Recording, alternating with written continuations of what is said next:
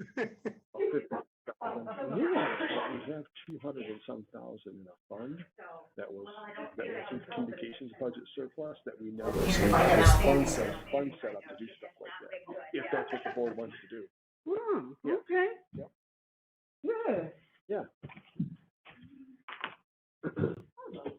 Hello, Ted. How are you?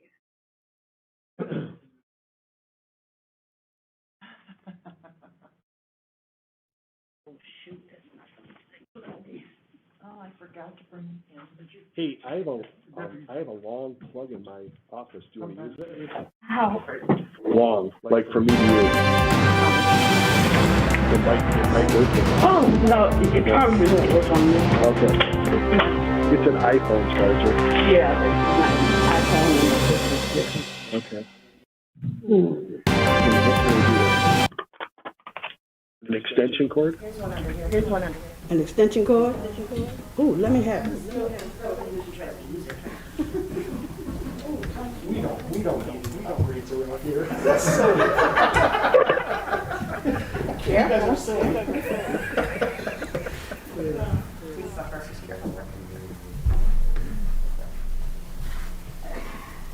If we do it, it'll be here, right?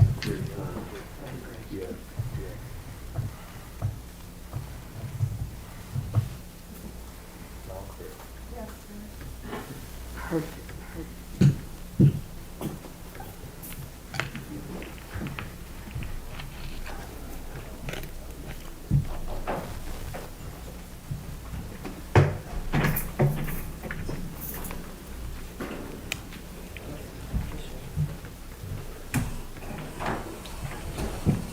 Is everyone ready? We are. Yes. Okay. Let's call the meeting to order. This is the Georgetown Township Meridian Board, October 19, 2021 regular meeting. And we should start with the Pledge of Allegiance. All those who are able, please stand and face the flag. To the flag of the United States of America and to the republic which stands, a nation, under God, indivisible, with liberty and justice for all. Before we go forward, we do not have our regular clerk today, so we need to appoint a clerk. I'm recommending that someone nominate, and we elect Courtney Wazinski as our temporary clerk tonight. Mr. DeShane. I move that we appoint Trustee Wazinski as the temporary clerk for tonight's meeting. Support. Supported by Ms. Jackson, is that right? All those say aye. Aye. Aye. Any opposed? All right, Courtney, you're clerk. Would you please call the roll? I will. Supervisor Stika? I'm here. Clerk Guthrie? Treasurer Duchesne? Present. Trustee Jackson? Trustee Opsmer? Here. Trustee Sunling? Here. And Trustee Wazinski here. We have 6 present, is that right? Correct, 6 present. All right. And we start out today with a presentation, and I understand this is Bridget Booth, an 8th grade teacher from Hazlet Middle School, who's going to tell us about the Environmental Commission's Green Grant that's happening at Hazlet. And she's up at the podium. We can go forward. I see Mr. Deeby's getting that ready.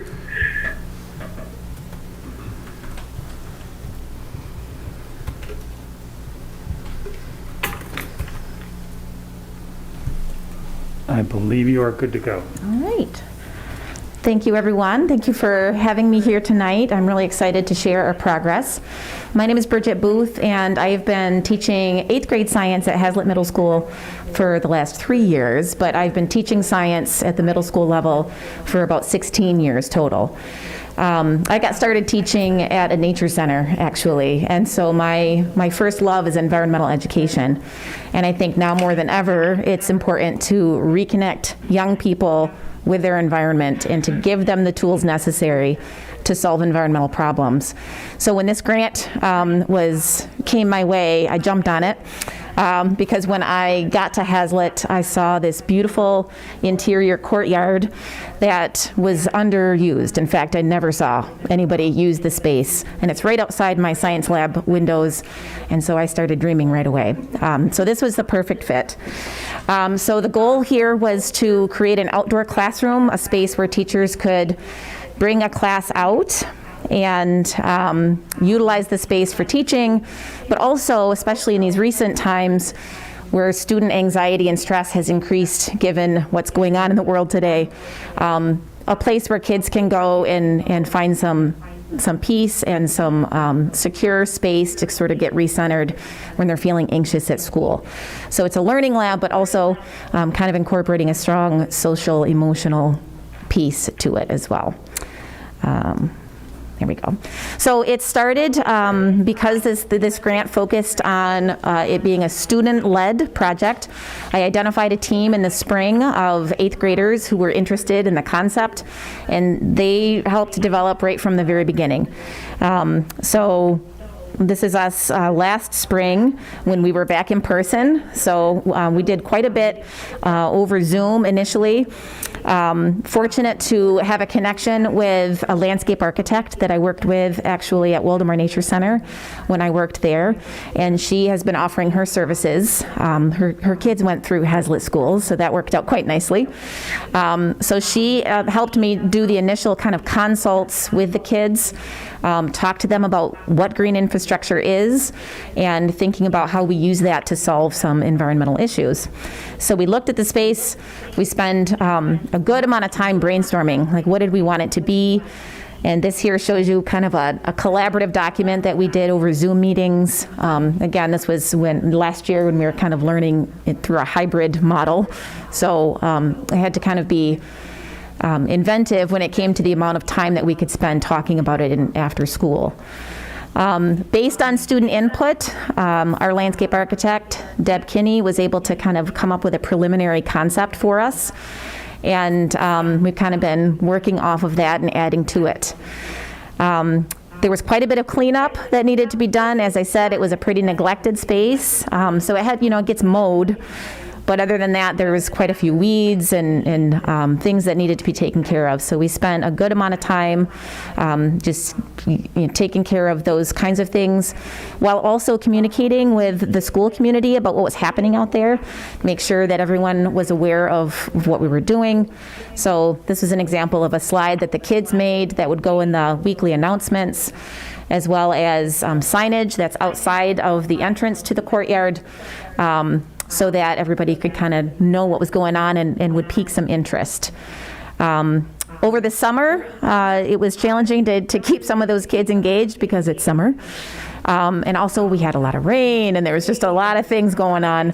You can see my team dwindled there. I think I had 3 kids show up that day. But, they dug right in, got a lot done. We talked about safe ways to remove some grass that we didn't want. So we were looking at this catch basin in the center of the courtyard and using that as an opportunity to talk about, how we can mitigate runoff and water that enters our waterways and that could possibly contain contaminants. And so we developed an idea for a rain garden around that catch basin to slow that movement of water. So that's what we're doing in those pictures. Over the summer, we were able to get quite a bit of that cleaned up. We went and based on the kids' recommendations for plants that they researched, native plants that would be appropriate for rain gardens, we went and purchased those. Van Etta's has been incredibly helpful, working with us and cutting us some breaks, so that's been really great. We've got a list of plants here that, you're probably not going to read for those, but since then, we started a new school year. That initial group has moved into high school. They're still part of the project. A couple of them are still very engaged. Some of them have drifted. But that's an opportunity for me to get a new batch of kids. So this is actually my elective class that's based all around ecology and ecological action, environmental action. And so after learning about watersheds and water movement, I got them out there working with, kind of continuing that rain garden project. Here they are getting that ready and planting a tree. And since then, we've gotten some things in place. We've been, kind of getting things in position, adding to our concept. You can kind of see that there's more details that have come since then.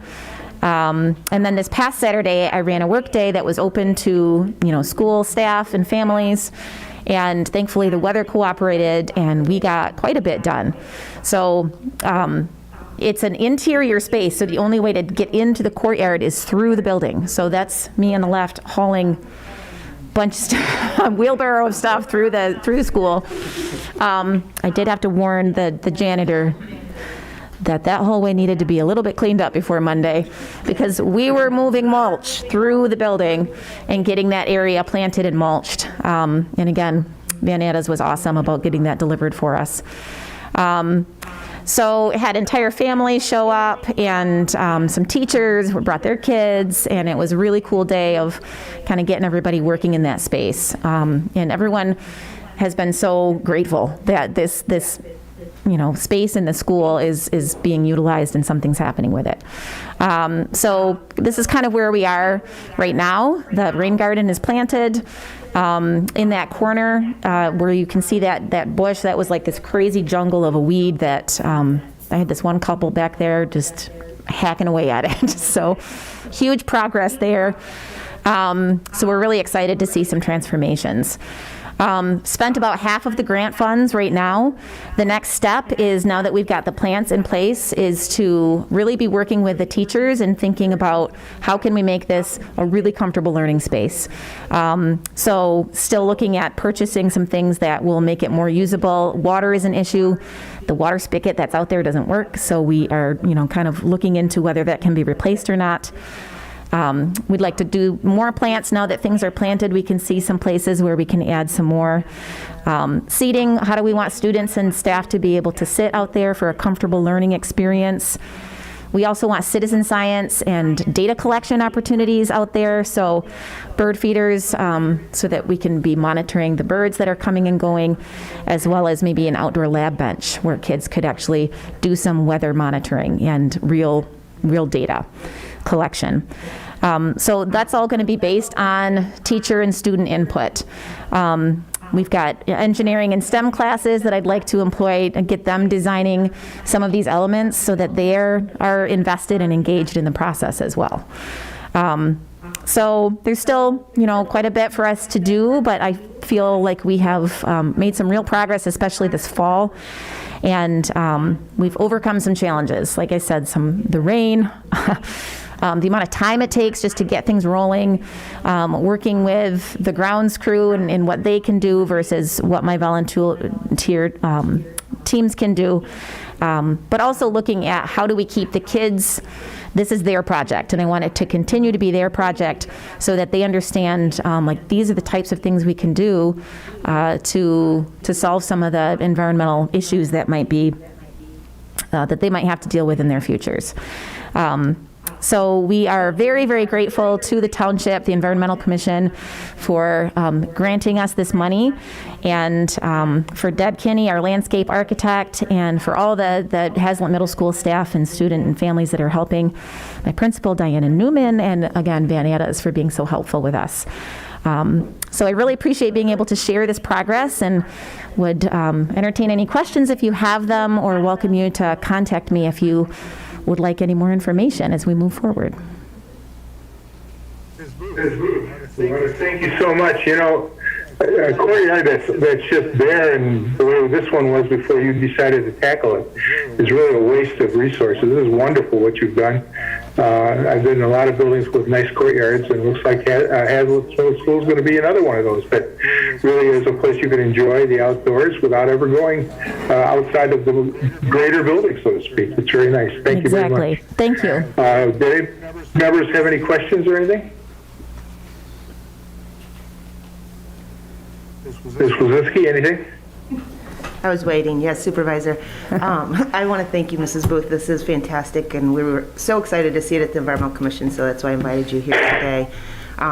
It's just clearly a lot of thought and your vision went into this, and it's happening, and even though it does always take more time, it is fantastic that you have hands-on learning and looking at some of those emerging environmental concerns that we might have. So we really appreciate that. You mentioned that you're hoping to continually get the kids involved, because I'm assuming there's going to take some maintenance as well, and that's not going to all fall on you, is it? Yes, well, I hope not. Yeah, so that's a big part of our next piece is thinking about, how do we, because you hear a lot about like school gardens and things that go in and then they just sort of get neglected over time. So I definitely don't want that to happen to this space. So that's definitely part of our plan, is to work with our grounds crew and our custodians and the teachers at the school to figure out how we can make sure that it's a space that stays maintained.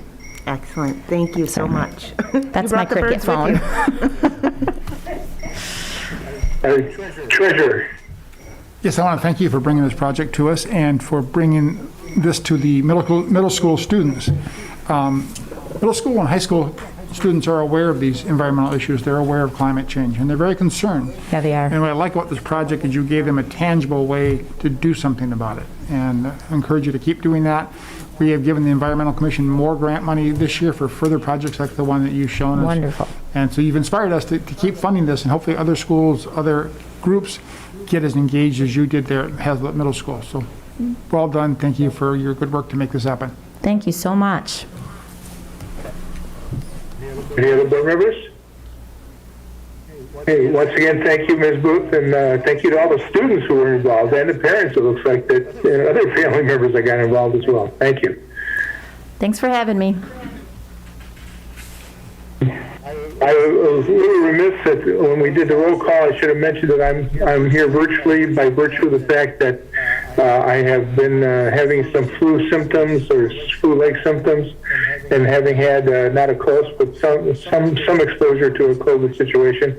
Didn't want to take any chances, so I'm unexpectedly coming from home via Zoom here in Meridian Township. Okay, our next thing is the citizens addressing agenda items and non-agenda items. And I know we have some people there. Has anyone put in any cards to speak? I've got to pass it to Ms. Wazinski. Any cards for her? We have one supervisor. Looks like Mr. Harrington. Okay. I'll remind you that you get 3 minutes. We look forward to hearing what you have to say. We start out with your name and address, and we hope that you will be cordial and address the board as a whole, not any individuals. And look forward to what you say in 3 minutes. Thank you.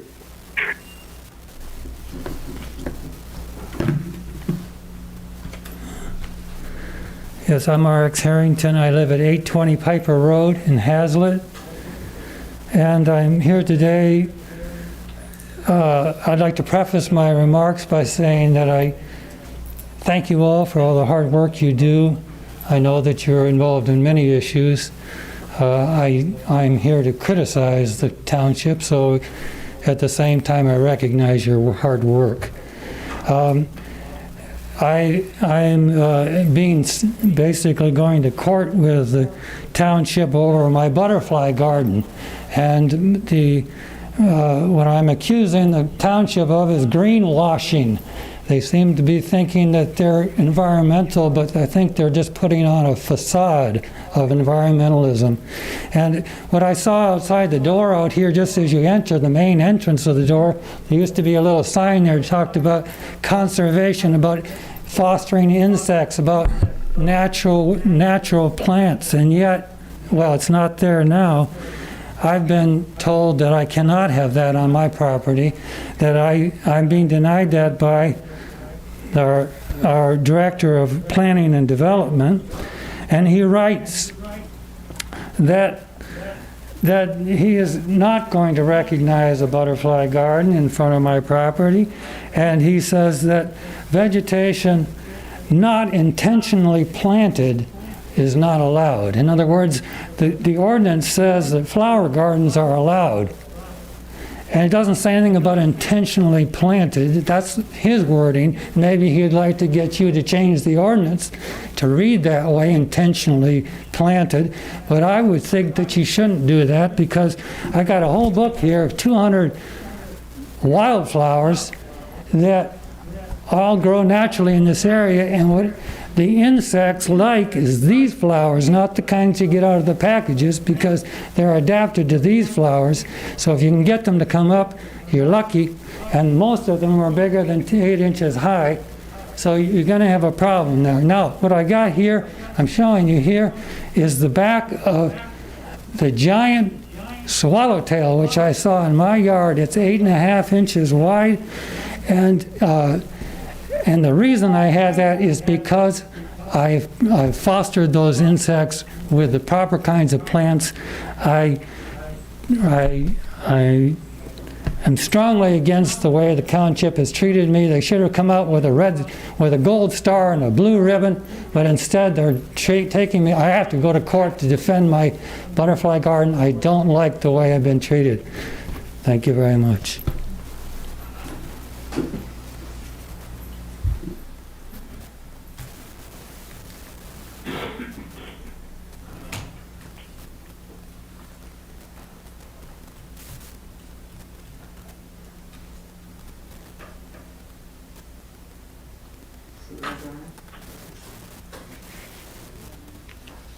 You're muted, Supervisor Stryker.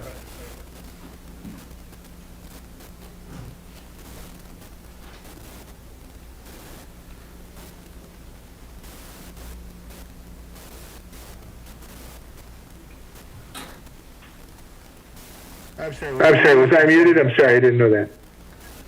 Thank you. I asked if we had any other citizens present, and apparently not, and I asked if we had any Zooming citizens. Apparently not. Okay. We'll now move on to the Township Manager's report.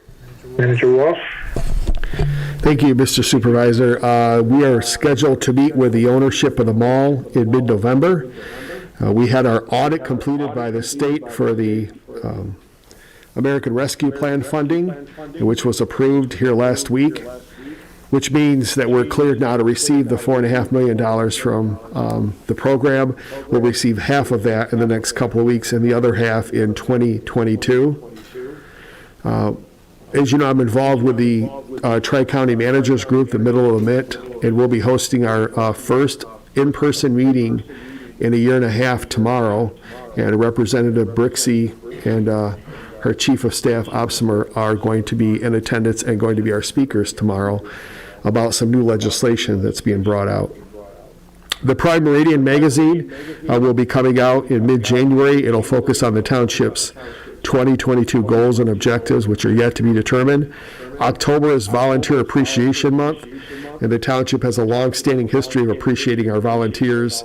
It's been difficult the last couple years to do that, but we figured out a way last year to do it with masks, and this year we found, today we determined another way to do it for 2021, and the volunteers will be in to pick something up for the township next week. You may recall our IT assessment that the board approved. The first meeting with that group is tomorrow afternoon. They're out of Brighton, and that's going to be a long process for us, but one that's very worthy and very needed. Another issue that's been brought up in the last few months is the upgrades to our technology in this room, complete with some potential electrical outlets here at the board table and some improvements to all around with our technology. And we have a proposal for that, and that proposal will be brought to you at the next meeting. As you know, we're finishing up the street project for 2021. We've had some issues on Lagoon, which we had a neighborhood meeting last week. I want to thank Manager Perry for leading that meeting. There appears to be a couple, as we move forward and deal with all the rain we've had, there's a possibility that there's a couple of streets that we may not get to in 2021. Those would be Pine Hollow and Overglen up in White Hills. We'll know more in the next couple of weeks whether we're going to be able to get to those. If not, they'll be first on the list for 2022. The prevailing wage appeal from the township is just about ready to go. We have one more week to submit that on behalf of the township. And we met with had a discussion with the developers of Pine Village today, and right now they're scheduled hopefully for demolition in January. The issue of interest came back up, and there'll be further discussions about that, whether that's going to be an incentive that's reintroduced to the developers. That's a little snippet about what's going on in the township, Mr. Supervisor and Board. Thank you, Manager Walsh. Manager Stryker. Thank you, Mr. Supervisor. Thank you, Mr. Supervisor and Board. That's a little snippet about what's going on in the township, Mr. Supervisor and Board. Thank you, Manager Walsh. Any questions for the manager? I don't see any hands. All right. We now move on to the approval, board member reports of activities and their announcements. Any board members have a report? Ms. Sunland? Yes, thank you, Supervisor Stika. I attended the Economic Development Corporation meeting on October 7th, and the focus of the meeting was primarily the Village of Okemos development that's going on. One of the things that they pointed out that is True North is no longer associated with the development. The development is now the Village of Okemos LLC. Some figures they were talking about, there's going to be like $2.3 million in Downtown Development Authority funds. There's going to be like 1.84 going into infrastructure, and there's about $3 million going into brownfield, and another $2 million in the redevelopment fund. So that the exciting part of all this is that something is going to happen soon. So, and that's primarily my report on the Economic Development Corporation meeting. And I'm always open to, like Phil and Pat, if they have something to contribute to that on the meeting also. Thank you very much. Other board members? Yes, Treasurer. Thank you, Supervisor. On October 6th, I did attend the EDC meeting with Trustee Sunland, and she gave a very good summary of what the EDC is, what's ahead for the EDC. They actually couldn't take much action because they're awaiting a revised proposal on the Village of Okemos, which was not in hand as of today.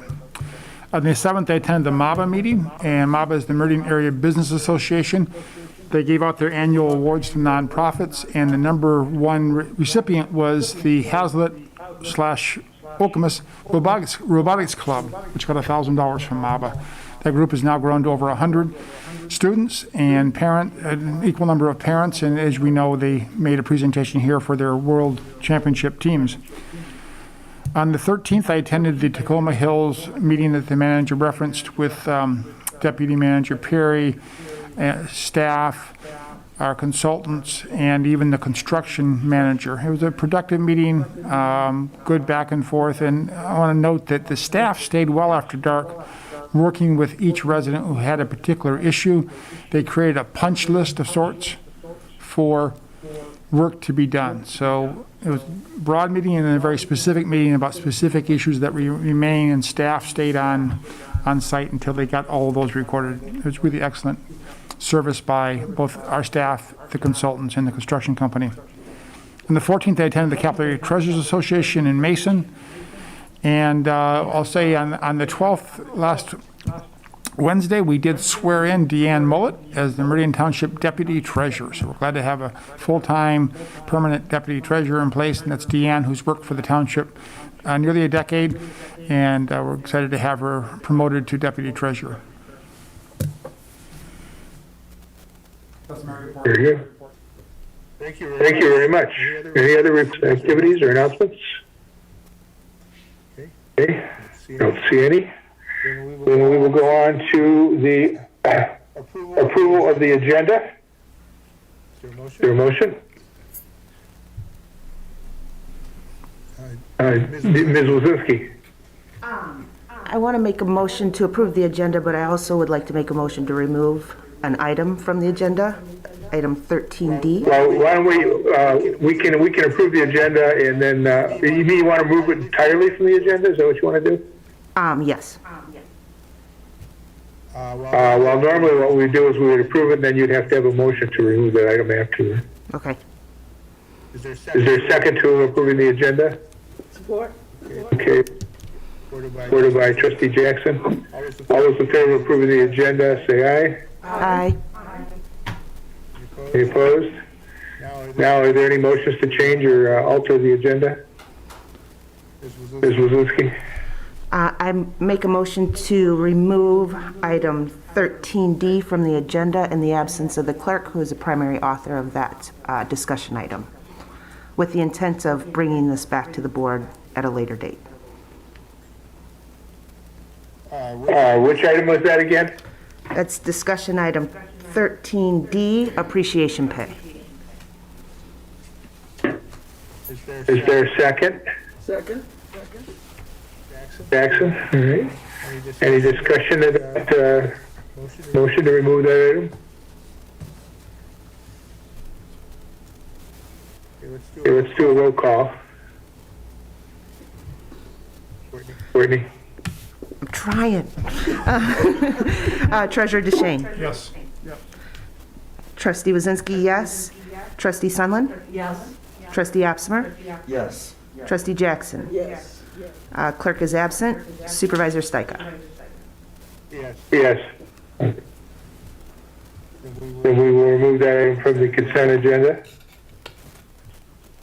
With regard to the consent, from the approval of the agenda, the whole agenda.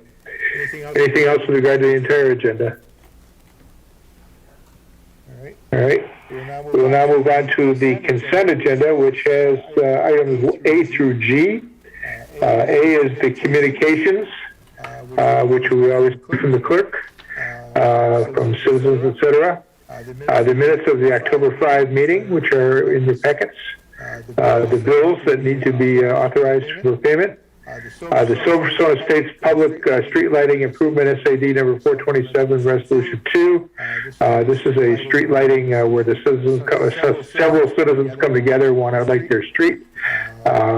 Next is E, Resolution of Declaration and Notice, MNRTF Grant Meridian Riverfront Park Pavilion Project. This is a situation where we have to do some formalities in order to obtain a grant.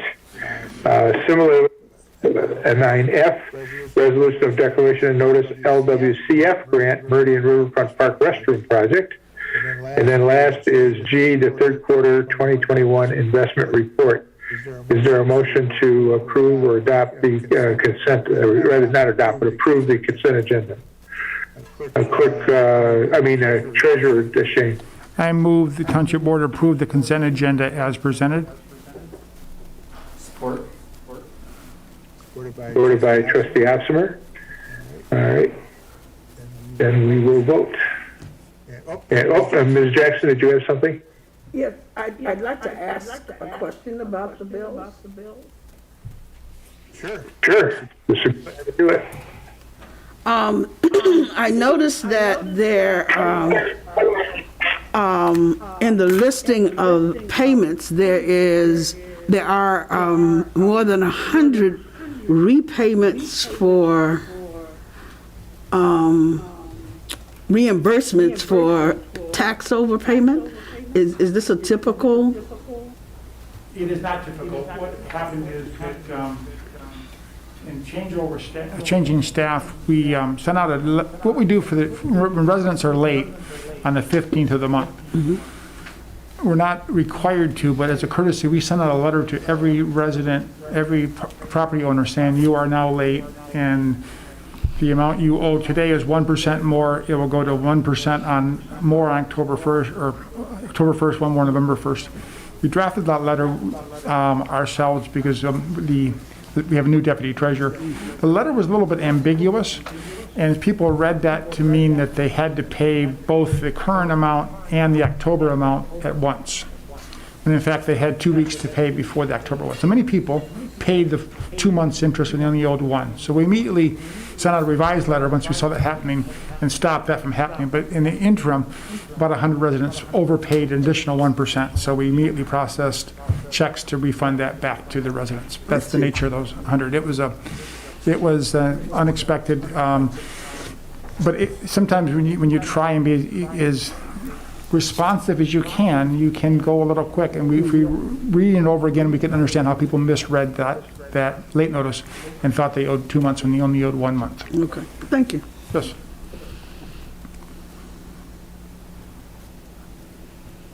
Supervisor, you're muted. Correct. correct. You are correct. Anything else that needed? Any other comments with regard to the consent agenda or items to fill out or anything? Mr. DeShane? Just one quick one on page 50, you'll see our current fixed maturity investments. And as you know, we have 3 criteria for our investments. The first is safety, the second is liquidity, and the third is yield. Right now, it's a terrible time for yield. And our rates, we had some pretty good rates here over the years, and they're falling and falling. And even to get a decent rate of a 0.85%, we needed to make a commitment of for a 5-year bond, 7-year for a 1.22%. So it's not a good time to be getting investment income, but we have preserved the first 2 criteria, which is these investments are ultra safe and they are liquid. Any of them are available the day we needed them. If we hold them to maturity, we get the full coupon or full return on them, but all of them can be liquidated at any time in the case of an event where we needed them. But I'm not exactly apologizing, I'm just trying to explain why our rates have gone so far down. Director Madison and Manager Walsh have budgeted this into our budget. Our investment income is half what it was just 2 years ago because of these low rates. That's all I have to say. Thank you. Okay, with that, we now need a roll call vote on approving the consent agenda. Trustee Sutherland? Yes. Trustee Osmer? Yes. Trustee Jackson? Yes.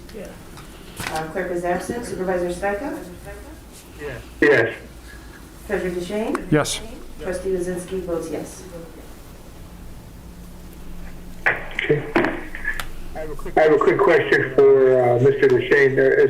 Do we have any reason to suspect that the rates are going to be going up? I know that we're in an inflationary economy right now, and I'm wondering if that's going to have an effect on the rates. There's a lot of speculation on that, and it's really difficult to know. One thing I'm doing as a treasurer is investigating a couple of firms that for a reasonable fee provide investment advice to municipalities. And I may well be bringing a proposal or an RFP to the board in the coming months for us to consider bringing on some additional expertise in this regard. It's really hard to know where interest rates are going. We are enduring very high inflation, relatively high inflation, 4 to 5% across the economy right now. Typically, when there's inflation, there's a raise in interest rates. So the talk was the Fed was going to raise rates in 2023. The consensus now seems to be that rates are going to go up in 2022, but all of that is really speculation. No one knows for sure. That's why the markets are so unpredictable, is that you can't predict the future. You certainly can't predict financial markets. Thank you. The information I was looking for.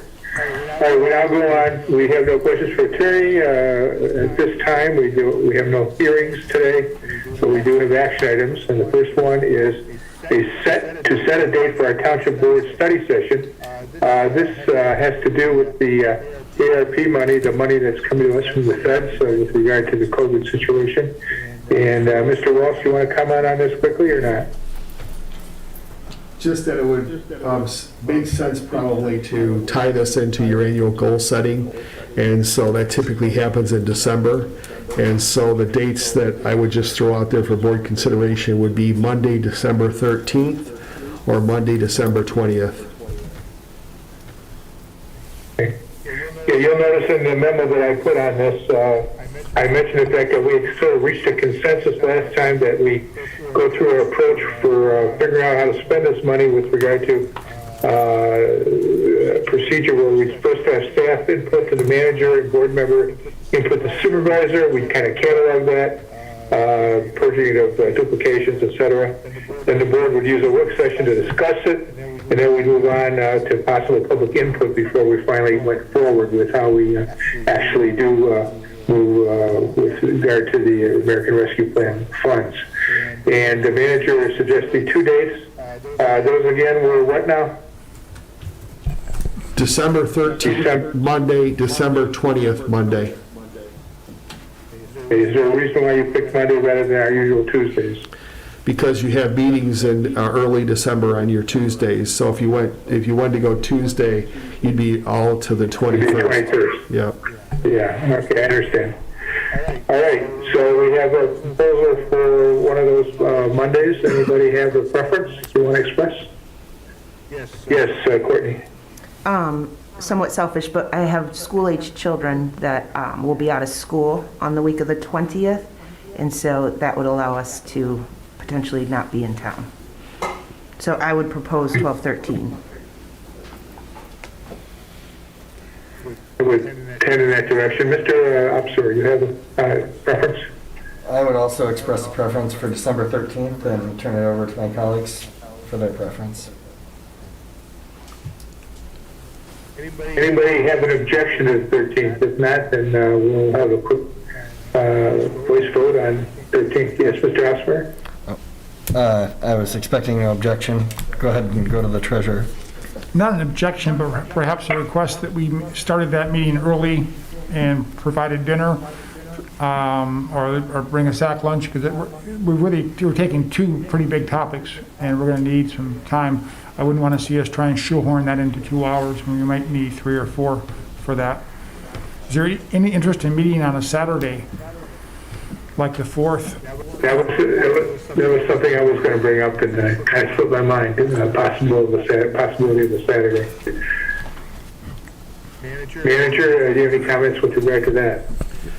We've done Saturdays before with our goal setting, so it's whatever the preference of the board is.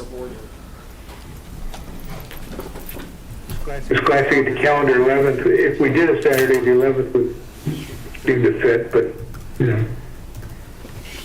Otherwise, Monday the 13th, we could start early, like at 5 o'clock. Could we do a straw poll to see who might be interested in a Saturday meeting? That's what I was waiting for, some feedback. Yes, Courtney? I would not be opposed to a Saturday meeting. I would not be available on December 4th. But I would be available on December 5th. I would not either. I was looking for the 11th, actually. Yes, Ms. Jackson? I would support a Saturday meeting. December 4th does not pose any problems for me at this point. How is the 11th? Does that pose a problem? With the 11th? No. Yes. Okay.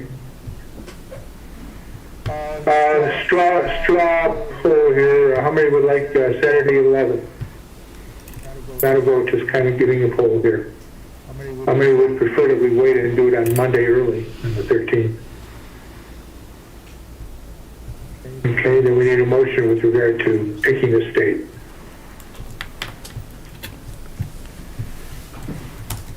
Yes, Mr. Treasurer.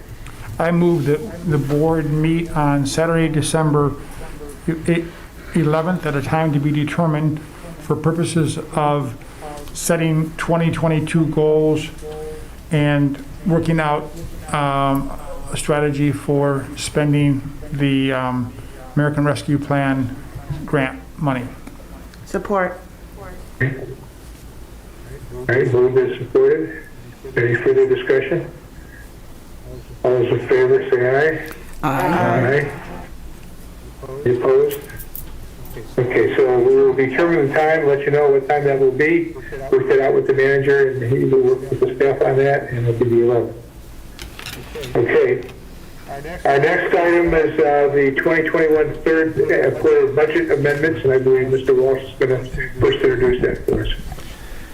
Thank you, Mr. Supervisor. Before you, you have a document that shows originally going back to July of 2020, when we set the budget for 2021, we anticipated a use of fund balance of $967,875. Through 3 quarters now, we're estimated that we're going to use approximately $1,108,085. Would leave a fund balance in the next couple of months on 12/31 of 21 of $9.1 million. The amendments that are before you this evening on the revenue side deal with tax administration fee, the collection fee of 1%, and then a reimbursement on elections.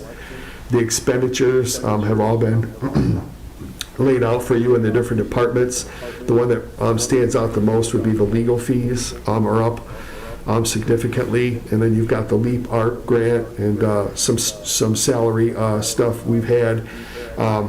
And when you see this, you'll see some temporary salary adjustments, but on the other hand, the full-time salary will also be adjusted downward because we've been hiring temporary staffing until we can, in fact, we've used an agency, a recruitment agency in one case for one position. But the bottom line is when you take in all the expense, and I'd be happy to, I won't go through all these line by line, but there's a short explanation for each. But the bottom line is, at the end of 12/31 of 2021, our fund balance will be $9,155,700, a use of fund balance of $1,108,085 for the year, and the amendment before you this evening is $96,100.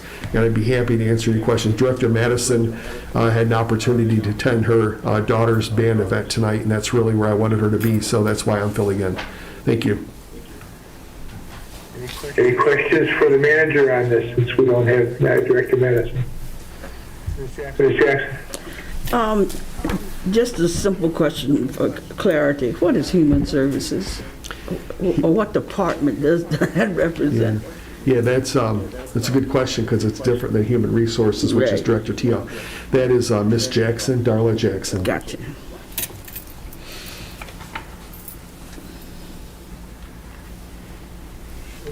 Treasurer? Yeah, as we look this list over, you can see many of these are salary related. In fact, 27,000 of them come from the treasurer's office. If anyone has tried to hire someone in the past 6 months or 9 months, they know that the labor market has changed. We're going through what is being called the Great Resignation, and people are retiring from jobs all over the place. And it impacted us. You all know I lost my the deputy treasurer, Mary Ann Group, who'd been with the township 33 years. People are retiring for lots of reasons, but the pool of qualified and willing people to fill those positions don't always come right to you. And so we worked hard in the treasurer's department and other departments, not just to hire someone, but to find the right people. And I believe we have in our department, I'm confident with Director Teoff that we're finding it for all the departments, but there is expense involved with that. And I think that explains much of these increases in the costs, and in some cases increased salaries to attract the right people that we need to keep this township running well as it is.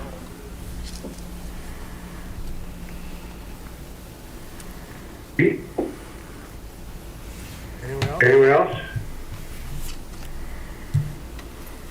Do we need a motion? Ms. Jackson?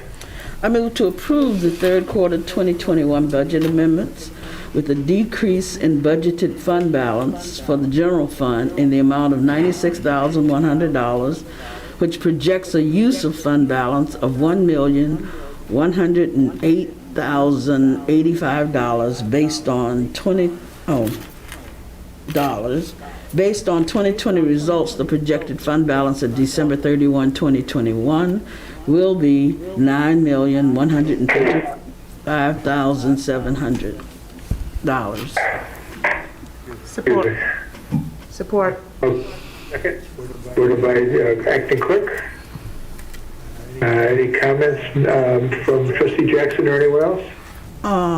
No. I appreciate Mr. Walsh's explanation and Mr. Treasurer DeShane's explanation as to the additions. And I have no further questions. All right. We need a roll call vote for this, acting clerk. Trustee Opsmer? Yes. Trustee Jackson? Yes. Clerk is absent. Supervisor Stajka? Yes. Treasurer DeShane? Yes. Trustee Wazinski votes yes. 60. Oh, Kathy. Sorry. Trustee Sunland? Yes. And now it passes 6-0. Very good. All right, our next item is seed, 12C, the Daniels Drain, Public Drain Improvement SAD number 21, resolution number, we've heard a lot about this, we will continue to do so, and I asked Mr. Derek Perry if you want to tell us a little bit more about it today. Absolutely. Good evening, Supervisor Steicha, members of the board. 2 weeks ago, the board approved Resolution 1, which kicked off the special assessment district for the Daniels Drain project. As the board is aware, this is a project that started back in 2015, 2016. Construction actually is underway. As part of that project, it's actually a Chapter 20 drain, which means the municipality, Meridian Township, is responsible for a large portion of that project. And back in 2016, the Township Board reserved the right to pass along a portion of those assessments to the benefiting property. That was done, and we're in the process now of creating the roll that would then basically determine what those assessment amounts are. And this is Resolution 2 before you. There's a map here for the public at home if they're interested in where the location is. Cornell Road, Dobie Road, in between that area. Grand River runs through there to the north. Essentially, Resolution 2 will file the plans of the district. It develops an estimate of cost, although we know that from the plans that the Drain Commissioner presented to us. It sets the special assessment district, and most importantly, it sets a public hearing, the first of two, for November 16th, next month, for the public. If the board approves this resolution tonight, each individual property owner, based on the role that we developed with the Spicer Group, and we can talk a little bit about that in a second, will receive an individual notice outlining the process and what that special assessment amount would be. So, I do want to speak a minute on the special assessment role and how that was developed. As the board's aware, we're before you a lot on special assessment districts. Street lights, we actually approved one under consent. Powell Road paving, that was probably the most recent one as far as large project goes. A lot of times there's just one factor that we use to spread that special assessment out. Like Powell Road paving, we used road frontage to determine what that was. So the more frontage you have, the more you pay. The more your property benefits from that improvement. On stormwater, it's a little more interesting, I guess. There's multiple factors that really need to go into it. And because on normal drain assessment processes, that's done by the Ingham County Drain Commissioner. But because this is a Chapter 20, that actually falls to the township to determine that special assessment process. And we actually hired Spicer Group for their expertise to help us develop that role. And we're utilizing three factors. One, the first two are pretty objective. I mean, it's the size of your parcel. The second one is the land use, the coverage type. A lot of times you just look at the zoning. If you're in residential zoning, you should get this type of cover type. Or if you're in industrial zoning, you should have more of your water sheds off the property. We actually went a step further and used a land coverage map to kind of fine tune that a little better. So we have some, I would say, better factors to determine that. And then the third is the one that maybe is a little more subjective versus objective, which is the proximity. And really what that's trying to do is, if you're in the district, everyone benefits from the project, but you may not have, I guess, a physical, tangible asset being replaced or repaired in front of your home. And we wanted to provide some equity with that. So the more work you're having done in front of your property, the more, I guess, intrinsic benefit you're getting from the project. And so we have what's called a proximity factor. So again, I kind of gave you the overview. We have Dennis Lowney from the Spicer Group. We actually have Max Clever from the Spicer Group.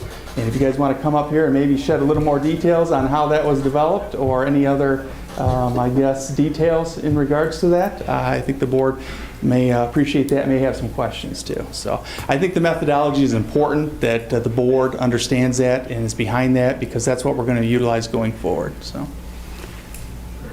Before we go too much further, we should get a motion on the table. If someone want to make the motion, it's on page 2 of that item. I don't know what page of the big group. Trustee Jackson. I move to approve the Daniels Drain Public Drain Improvement Special Assessment District number 21, resolution number 2. Filing the plans showing the proposed special assessment district, an estimate of costs with the clerk's office. tentatively declaring intention to make public drain improvements special assessment role and defray 50% of the township's share of the costs for the improvement. Tentatively designates the special assessment district and setting a public hearing for November 16, 2021. Would someone like to second that motion, please? Support? Okay. Mr. DeShane. Now, Mr. Perry, would you like to continue with your presentation? Could I? Thank you. I'm Max Cleaver from Spicer Group. I think there's a question. Oh, Yeah, I just have a question for Mr. Perry. Other than who sets the parameters for paying for these adjustments, what's the difference between a Chapter 20 drain and other kinds of drains? Are they necessarily larger? Or they serve larger areas in the township? What is They're actually refer to the drain code in specific chapters in the drain code, and the Chapter 20 basically specifies that the local units of government are the ones responsible for paying for it. So with this project, you have Meridian Township with the largest share, you have the road department, and you have the Michigan Department of Transportation. So it's really how the drain is structured and funded, and really that's it. The other types of chapters of drains that they're in the code, typically the assessments are done through the Ingham County Drain Commissioner, Right. and it's directly with the benefiting parcels.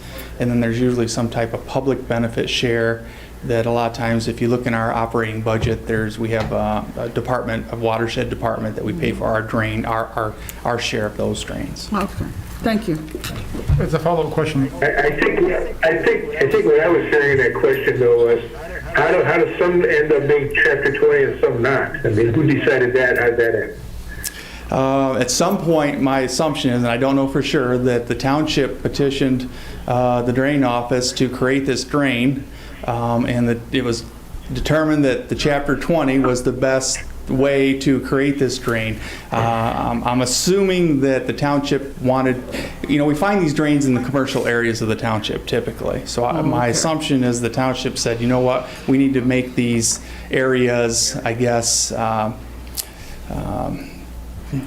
prone for development. So the township has decided to move forward with the Chapter 20 drain, paid for the drain up front, and implemented it through the Chapter 20 process. Thank you. Anyone else have anything they want to discuss or ask questions about? Yes, Mr. DeShane. Because this is a Section 20 drain, without this resolution, 100% of the cost would be paid for by the township. Is that correct? Correct. The default is it's all our responsibility. Right. So as what the Ingham County Drain Commissioner is going to do is he has three entities that he's going to build. He's going to build the Michigan Department of Transportation, the Ingham County Road Department, and Meridian Township. And then we have taken that a step further as a Chapter 20 and reserved the right to pass along a portion of that assessment. Now the Township Board has made the decision to defray or pay for 50% of that cost, which is, again, is above and beyond what the township normally pays for drain projects. So it's a huge benefit for the benefiting parcels. Okay, I think we're now ready to hear from your compadre there, Mr. Perry. All right. Next.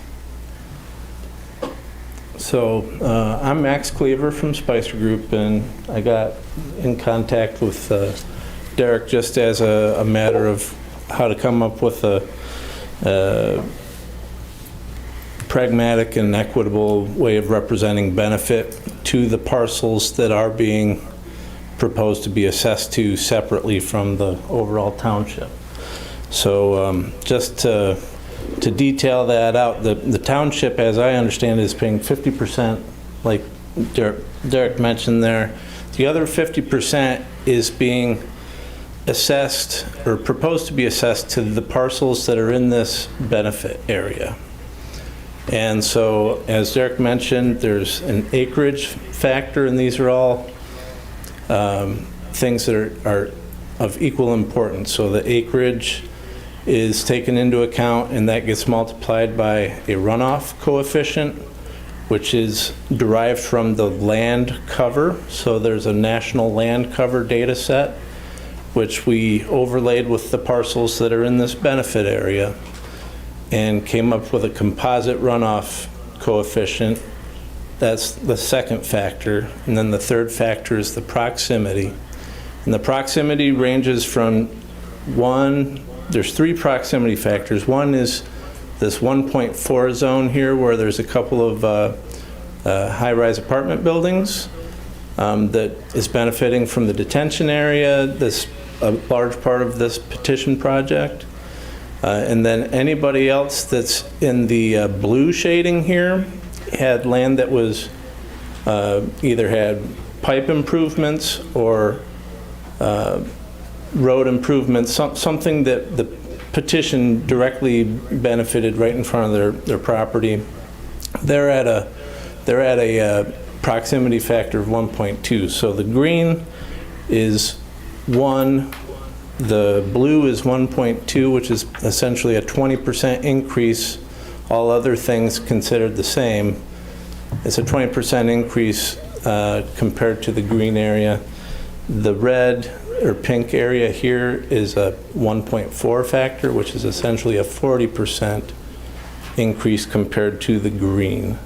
And that's just when it comes to the proximity factor. Outside of that, since the last time that we had shown Derek a proposed roll, we updated it from the parcels that came directly from Meridian Township, so it has a few more parcel splits up here north of Grand River, and those are represented in the assessment roll. And outside of that, I guess if anybody has any questions about the process or the math that goes into how these assessment benefits are derived, I'd be happy to answer any questions. I'm a little bit removed. Did you actually have it on the screen or somehow? And for everyone to see the map you're referring to, I have it in my packet, so the board members, but I didn't see anything on my screens here in the Zooming. I'm not sure if you can... It's just on the overhead, Supervisor. Okay, as long as it's there. I just wanted to make sure it was there when you're referring to it, that others could see it besides those of us who actually have our own. Okay, thank you. Go ahead. Ms. Lisinski, you had a question. So I'm happy to hear this is very data-driven, although the math is above my head. I do have a quick question, though, about the proximity factor. Can you explain, so it makes sense, like if my house is, sitting next to the drain and I'm going to get a new curb and gutter, like you mentioned, or a new road, or maybe new trees or sidewalk. But where does the drain, how do I ask this? So in the southeast corner, why are they so sporadic there? Like, could you explain to me? Just specifically down there on, what is that, Satinwood Drive and some of those areas that you're looking at. If you look at what the engineering plans show there, they didn't full out replace the road. What they were doing was they might replace a catch basin and a few manholes in the area, or they might. You can see on the plans here these sheets that were part of the engineering plans. They're not the entire road, so that's why the people with a catch basin and some laterals directly in front of their house, or is getting patched right there, they're the only ones that are actually in that proximity factor. So I realize it looks a little bit haphazard, and that just has to do with how the engineering plans were put together. So It makes sense. So the drain is a system, not just a ditch. yeah. Thank you. Mrs. Jackson? I'm sorry. Is there a land use factor? The type of land use being covered? Do you have a copy of the actual assessment roll here? So yes, there's various runoff coefficients assigned to each land use type or land cover type. Oh, okay. And you can see that up here. So what you're seeing here is if you had, for a given parcel, if the entire thing, according to the land use data set, was coded as deciduous forest, it would have a C factor of 0.15. I got you. Now, because of the nature of the data set, you can have a parcel that's, half of its acreage is deciduous forest, but the other half is developed medium intensity, and so it has a different C factor there. So when you look at the roll, what we show as the C here is actually an acreage composite C factor, taking into account all of the various land use coverages that may be on a given parcel. And coming up with one C factor, then that gets used for out of the three factors, that the acreage and the proximity. Okay.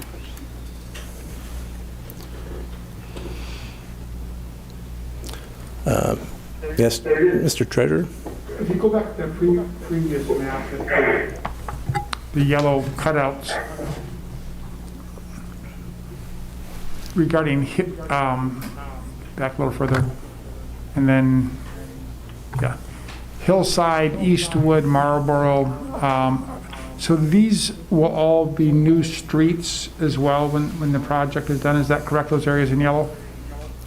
Not all of them are I think in that area. essentially new streets, but over here, Yeah, that block right there. there's new pavement and, Okay. and storm sewer.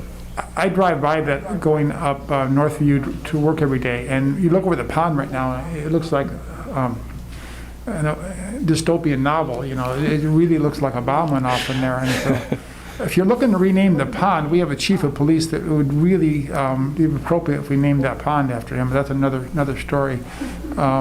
What's your expected completion date for dredging do they have one for dredging the pond? I don't have the schedule. Okay. Yeah, the Spicer Group is actually with us. GEI is the engineering company that's doing the project for the Drain Commission, the commissioner, I should say. But back to the yellow areas, those areas that are paying a higher factor, but in the process of this work being done, those roads, it looks like will all be repaved. Yeah, if you look at the individual sheets, the plan sheets, it actually identifies the work that's being done. So that goes back to having that tangible improvement in front of their property and then determining that as a factor. One way to look at it, I guess, is the more you're being inconvenienced. Yeah. The more you're going to pay, yeah. Yeah. Mr. Oxford, did you have your hand up? Yeah, just one question. So, Mr. Perry, how does the notice work for the public hearing? Do the parcels in the special assessment will receive a notice for the public hearing? They actually, yes, will receive an individual notice through first-class mail. Yep. Okay. And so that's what will alert them to check the final assessment roll now that we've done this more Right. site-specific work in looking at the parcels. Right. So what we'll do is, after the action tonight, we've prepared the roll using the methodology prepared by Spicer Group, and then at the end, it has what each individual parcel would pay for the improvement, and then that's what goes on the notice and actually identifies that. Now, again, this is the first public hearing. There is a second public hearing, and as the boards recall, at the very end, you finally set the final assessment. So there can be variation between this amount and when we're all said and done, but typically, we're pretty close. So if residents at home who are tuning in wanted to look at their parcel and calculate their acreage, now would be the time to look at that and look at these C values to see if their parcel is calculated correctly. Yeah, so all this information actually is on the website, so if anyone wanted to go look at the agenda item, they could open up the proposed roll and look at that. Excellent. Well, thank you, and thank you to Spicer Group for the work in helping us analyze every parcel for this Chapter 20 drain.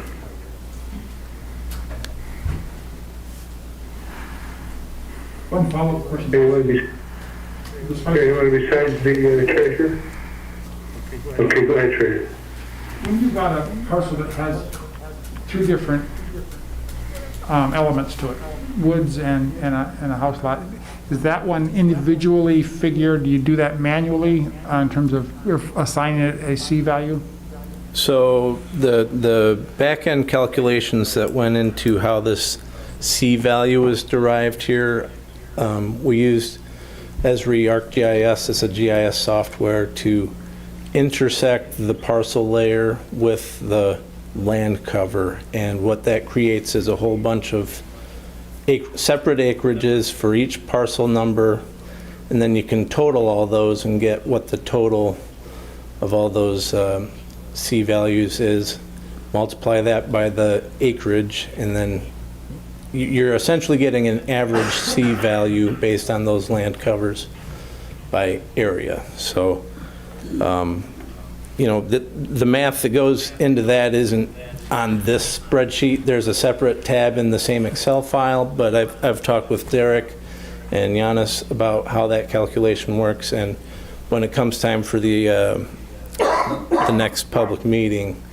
I'm sure like the people are also going to be wondering about that methodology. So, Thank you.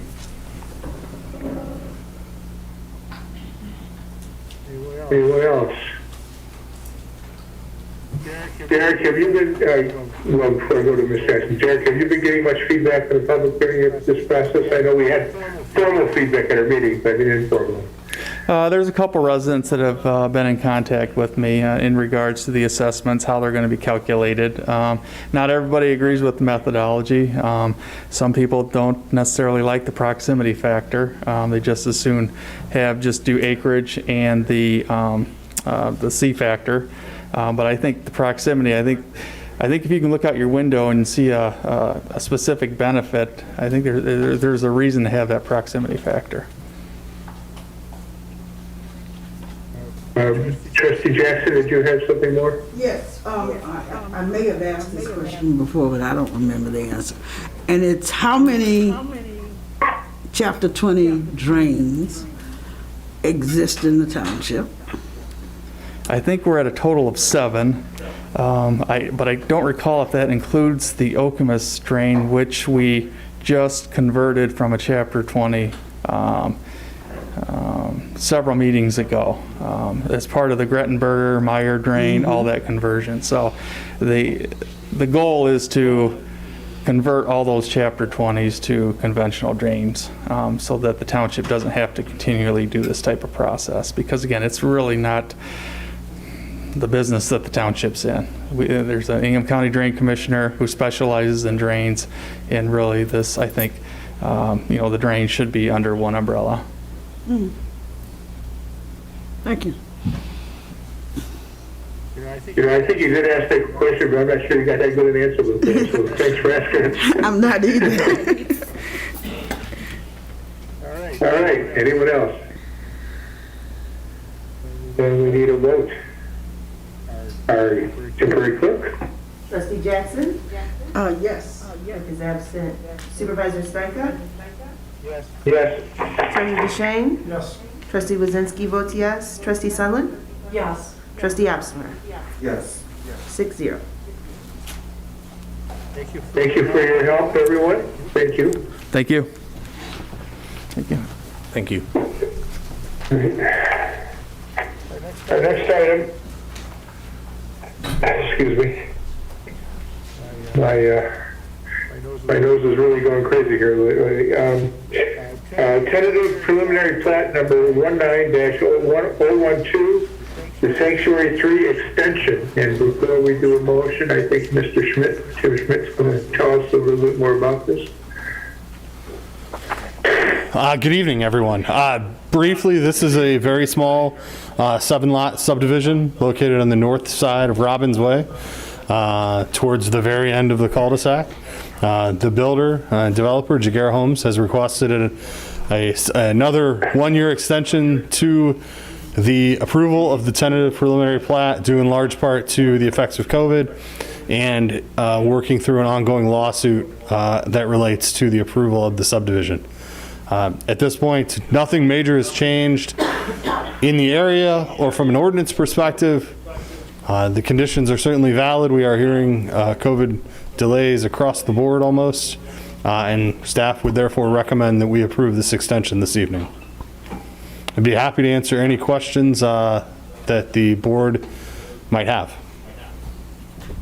This is that small little addition that Mr. Walsh helped get the agreement from all the parties involved in, is it not?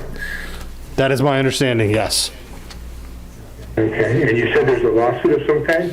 Yeah, I believe one of the neighbors has sued Mr. Jaguar over the project, but to date it has not been settled, and therefore Mr. Jaguar is requesting further time on the project.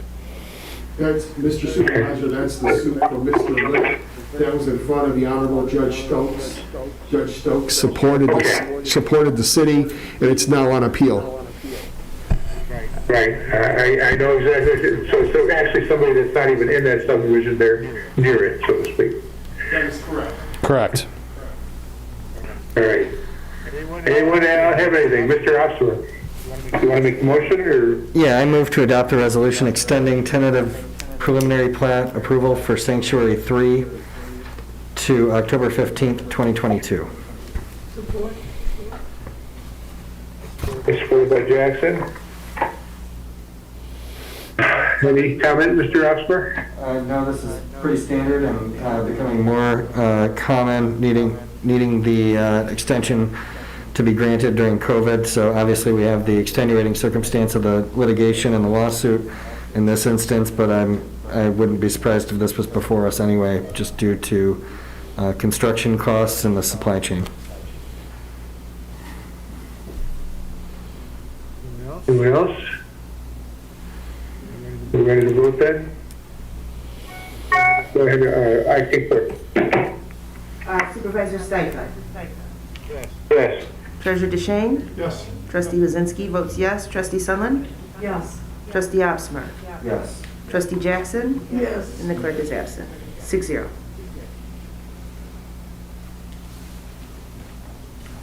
Our next item E is, 12E is Georgetown Sewer Payback District Resolution. We had closed session dealing with this with our attorney. Various negotiations have occurred. You should have received documents, I think, subsequent to the actual original packet going out. And would Mr. Walsh want to introduce this quickly? I don't know how much information the board wants. This is the Georgetown Subdivision, which has Powell Road to the west, Tyhart to the south, and Cornell to the east. It was developed back in 2009, and at that time the township demanded that the sanitary sewer line be oversized for future development to the east. And then again, that was around $350,000. And then back in 2013 for phase 3 and 4, the township again demanded an oversize to the tune of about $270,000. Three things occurred since that happened. The township acquired a major piece of real estate, the Lynn property that had been planned, I think all along for future development and future hookups to pay back the payback district, that the Ides had agreed with the township that they'd be paid back on future hookups to the south and to the east. And of course the township then created the urban service boundary, number 2, and the third thing was when Silverstone Estates was created down on the south end of Powell, that was done through a force main. It wasn't even connected through this. So it became apparent that with the urban service boundary, the township's large purchase of property, of the Lynn property, that the payback, the ability of the Ides to get paid back was minimal at best. The total interest cost, because the first round in 2009 was a 5% interest, and in 2013 was a 3% interest. So the total before right now that the Ides are demanding is $818,000. That's the total that's owed under the agreement. If litigation were to occur, that's the amount that would be requested. We sat down, had some negotiations, had some discussions. What's before you tonight is a payback of not $818,000, but $75,000 per year for 7 years, for totaling around $500,000. It would be paid for out of the sewer fund for the future connections. And the last thing I would tell you is that the assignment of the future ability to make these connections and to get reimbursed would be transferred to the township. So if there are connections made in the future in this area, those dollars, those monies would be returned to the township. So that's what's before you tonight, takes you back. That's the history of 12 years right there. I'd be happy to answer any questions that you might have. This has been a very complicated and long process for everyone involved. Thank you. Okay. Treasurer. I move to approve the Georgetown Sewer Payback District Resolution. Support. Is supported by Absimer. Mr. Treasurer, you want to comment? I just want to thank Township Manager Walsh for his work with this. Took a bad litigious situation and resolved it in terms that I think are favorable to the township and obviously acceptable to the Ide family. And we can put this long-running dispute behind us and move forward. And with the connection fees coming to the township in the future, we will get some of this revenue back. So thank you to Manager Walsh for your good work on this Georgetown Sewer Payback Resolution. Yes, this is something that's been around, hanging around for a long time and needed to come to some sort of resolution. I'm glad it's coming to one. Mr. Absimer, did you have something you were going to say? I guess I would just add that, you know, this was pretty standard practice among staff in the township, and clearly there was a disconnect between staff and the board and the direction that previous boards wanted to go in terms of policy with the urban services boundary. But the main crux of the agreement that we've reached is that we are settling for less than the actual capital investment that occurred back when the Georgetown sewer system was put in. And that doesn't even account for interest. That was just the principal investment that was made, and we have 7 years to settle it. It's less than 1% of our annual revenue for the sewer system. So all in all, it was a very fiscally responsible settlement that the manager and I'm sure Director Schmidt and Deputy Manager Perry and other staff participated in, so I thank them for their effort. But I do think there's a lesson learned here as it relates to making sure that staff and the board are on the same page. You know, regardless of which direction they had gone in, if they were rowing in the same direction, we wouldn't be talking about this. So, and obviously we talked about that during discussions with staff on this. So that would be the only thing that I would highlight for the board this evening. Thank you.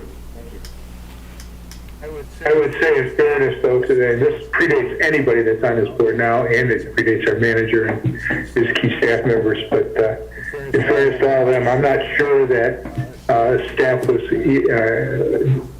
out of line because, in fact, there was no urban service boundary, and I'm not sure when that actually first got contemplated. But that's really what sort of created the issue for the repayment to the Ide Corporation. I want to mention that this ends up being a $525,000 amount as I multiply 7 times 75. And anything else anybody wants to bring up? All right, do we need a vote? Treasurer Duchesne? Acting Clerk? Treasurer Duchesne? Yes. Trustee Wazinski votes yes. Trustee Sutherland? Yes. Trustee Absimer? Yes. Trustee Jackson? Yes. Clerk is absent. Supervisor Steichen? Yes. 6-0. That's the 6-0. Okay. We now go to our discussion items. The first one is mixed-use plan unit development ordinance update. And I know that our planning commissions, we've been working hard on this, and it's going to be in our court soon. And Mr. Schmidt's going to tell us about it. Thank you very much, Mr. Supervisor. I've tried to take all the conversation from the joint meeting and all the conversation from the board's meetings and the planning commission discussion and distill them down into trying to get something that is accomplishing as much of everyone's desires as possible. But to be clear, this does not meet everyone's every goal. This is a complicated ordinance, and I've tried to streamline it as best I can, and I'd like to briefly talk about the amenities because I think that was one of the largest discussions that happened. So I went back and read through the minutes and read through my notes and after the conversations that happened last with the board and tried to restructure the amenities in a way that was responding to the concerns of the board while still maintaining the Planning Commission's the thoughts here of having these ideas as what they want to see in potential projects. And so we've essentially restructured the amenities in three categories. And I just want to remind everyone that for the level 1 amenities that only count towards one, you can only have one of those for a project. So while some of those are very simplistic seeming, you can only have one. And I took out a couple of the ones that there were concerns with most directly. So the level 3 amenities that count as 3 towards your overall total, those are very expensive. They take up a substantial amount of space on the property. They are not financially contributing to the outcome of the project. So these are things that are a stretch. They are not intended to be easy. The level 3s are going to be a stretch for any project. And they are generally sort of publicly facing. There is more of a public benefit to these than others. The level 2 amenities that count towards 2 are really the ones that you start to get to the blend. Some of them are public facing, but not necessarily all of them. They're expensive, but not as expensive as the level 3s. They still try to meet the intent of what the Planning Commission was getting at, while still trying to get some sort of public view to show that it's an amenity. But not all of them are perfect. And then the level 1s are generally, they're all good still, and a lot of them are in the current ordinance. They're just relatively low-hanging fruit, I will say, for the grand scheme of things. And so that's how we've tried to restructure the amenities. I know there was a couple of different conversations about making certain things requirements. I will say from a plumbing perspective, I looked into this and we actually cannot exceed the requirements of Style Dorosset, which is the Single State Construction Act. So we left some of those plumbing items in just as basic amenities, and they're still very expensive. It's still going to be very difficult. I don't expect anyone's going to do them, but they're still in there at the lowest level. And then some of the parking items are in there as it relates to e-scooters and electric charging. I would recommend that as we start to talk about potentially updating other ordinances, we take a broader look at those requirements for every project, not just an MUPD ordinance, because at some point, every community is going to have to start talking about electric car charging stations. And at some point, e-scooters are either going to gain wide-scale adoption or they're going to remain sort of that niche transportation mode that they are now. And so I think these are bigger conversations outside of the MUPD ordinance. This is a good ordinance to test it out, though. Let's see if it works.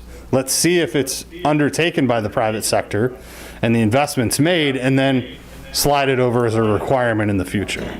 But overall, this hopefully streamlines the MUPD ordinance a little bit, makes it a little clearer for people to work with, and still provides the ability to achieve a quality project with good amenities for the public going forward. I'd be happy to answer any other questions. I know there's a lot of markup that's different than before, but I will say that substantively not a great deal has changed.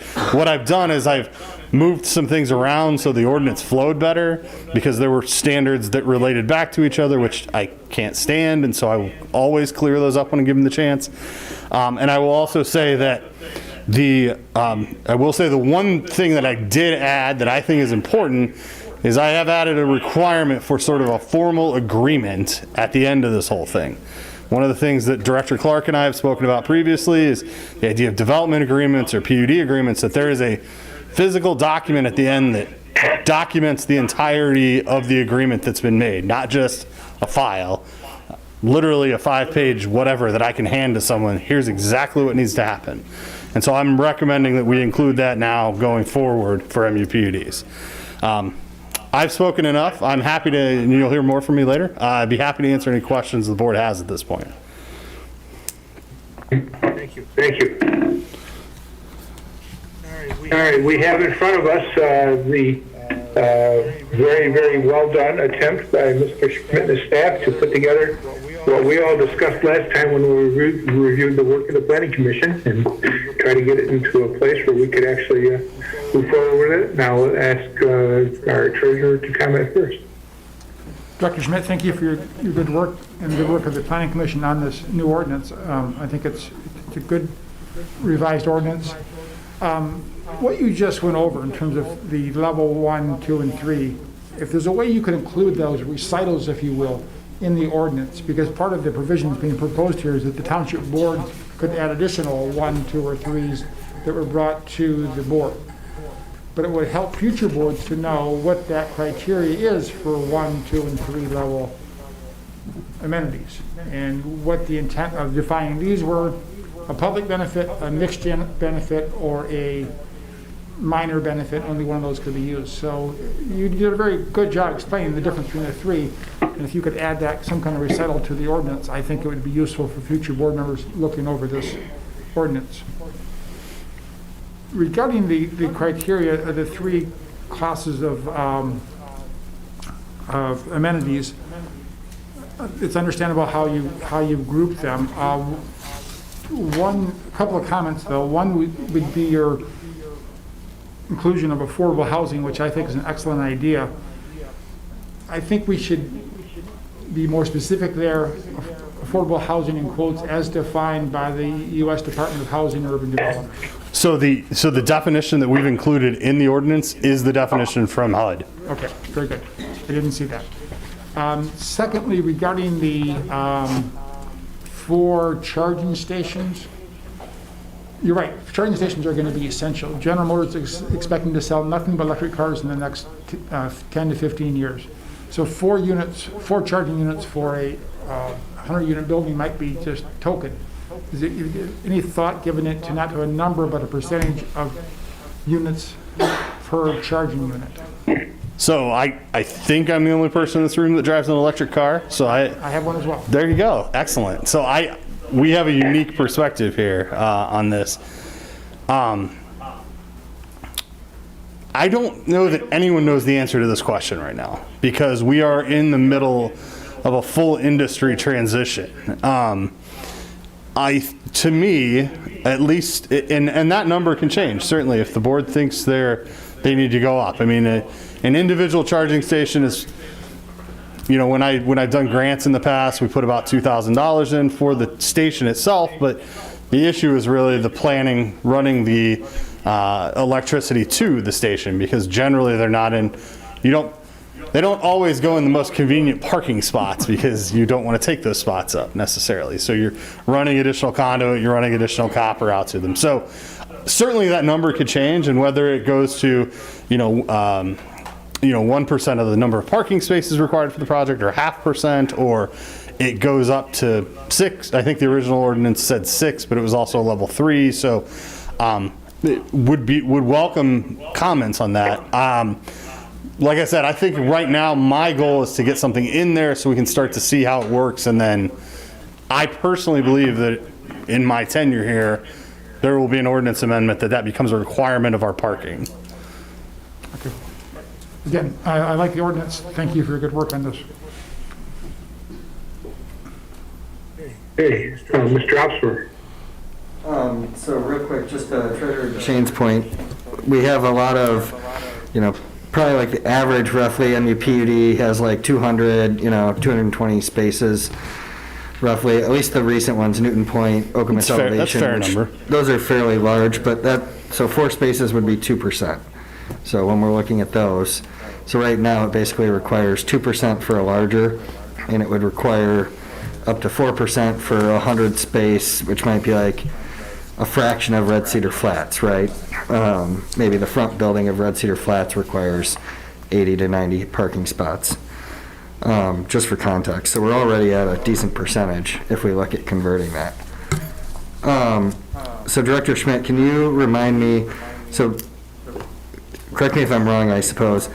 So they need the 4 amenity points to achieve the 18 units per acre for density, and then they also need 1 amenity point for every waiver or variance that they're seeking from the township without having to go to the ZBA, correct? Correct. And so we see like for the variances, we might see like 4 to 8, usually front, back, like we see the setback requirements. Yeah, I mean, that's really going to depend on which underlying zoning district it in, but 4 is probably a fair number. It begs the question, at some point, do we start looking at making this its own zoning as opposed to an overlay? But that's a much, much bigger question that I am not prepared to answer. So typically, maybe like 8, that would be front, back, and side setbacks, right? Would usually be the most common, but maybe parking and not one of the side yard setbacks. Yeah. Depending on the parcel. So they're gonna, they get 1 point because they can use one of the 1 point amenities. And then for the 2 point amenities, we have 9 of them, so there's 18 points worth there.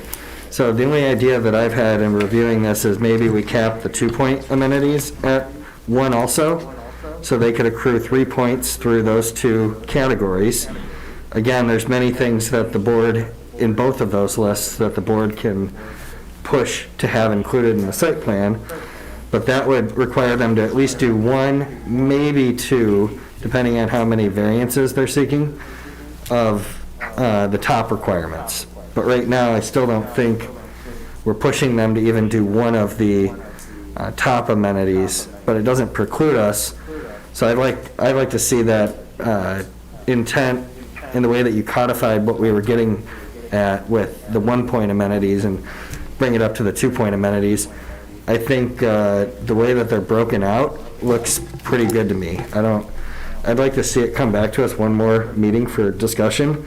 I'd like to read through it a little bit more, but I think the way that they're categorized looks really good. So that's my initial thoughts on the amenity portion. Ms. Jackson? Yes, Mr. Schmidt, I particularly like the, I think it's called a development plan. Yes. The idea that when the governmental processing is done, we all end up on the same page by having this agreement. That this is what has, no one comes back and tries to, well, I guess they still could come back and change things, but it involves a major process. I have to admit that I haven't gotten all the way through it yet, but I did want to make that comment that I do like that idea. The amenities, as much as I follow what has been presented and what's here, I have no problems with that. I would like to ask, though, if the Planning Commission has seen what you're presenting to us at this point. They have not seen this revision, largely because it's not that much different than what they approved. Okay. Like I said, the only substantive change really was the consolidation of the amenities based on the conversation you all had, and the addition of the development agreement piece. The rest of it is really just language and moving it around to make it flow better. And in the process of working on the whole thing, did you see any other features with your adjustments that you think could be improved on further? Well, and I will caveat that by saying I went ahead and updated the signs because that was coming anyway. The sign committee was working on it, so I just took care of that now. No, I mean, I think this is an interesting ordinance because it's done as an overlay. And so you're trying to take into account a number of different scenarios based on the underlying zoning and then based on our 3 additional locations. And so I think it's trying to be many things to many people, and it does a pretty decent job of it. Hopefully this streamlines it a little bit, makes it a little more clear what our expectations are as a community, and it certainly tightens up some of the process issues that I think both the Planning Commission and the Township Board have had in the past. Thank you. Anyone else? There was a lot to bite off here, a lot to chew on. I think Dan is right. We need another discussion session on it. Go ahead, Mr. DeShane. I really like Trustee Opsner's notion of limiting number two's second category to 1, which really forces them to do at least one level 1. And I would also like to hear some feedback from the Planning Commission on that idea as well. I mean, we're really, this board is, at least in principle, committed to working with the Planning Commission, and nothing should test it more than revising the MUPD ordinance. So I think it's a great idea, and I'd love to hear the feedback that the Planning Commission might have to that idea, so that a developer could get 1 level 2, 1 level 3, which would require essentially 1 level 1 as well.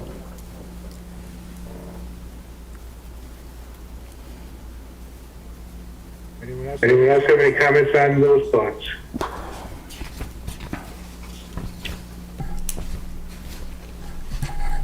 Dan.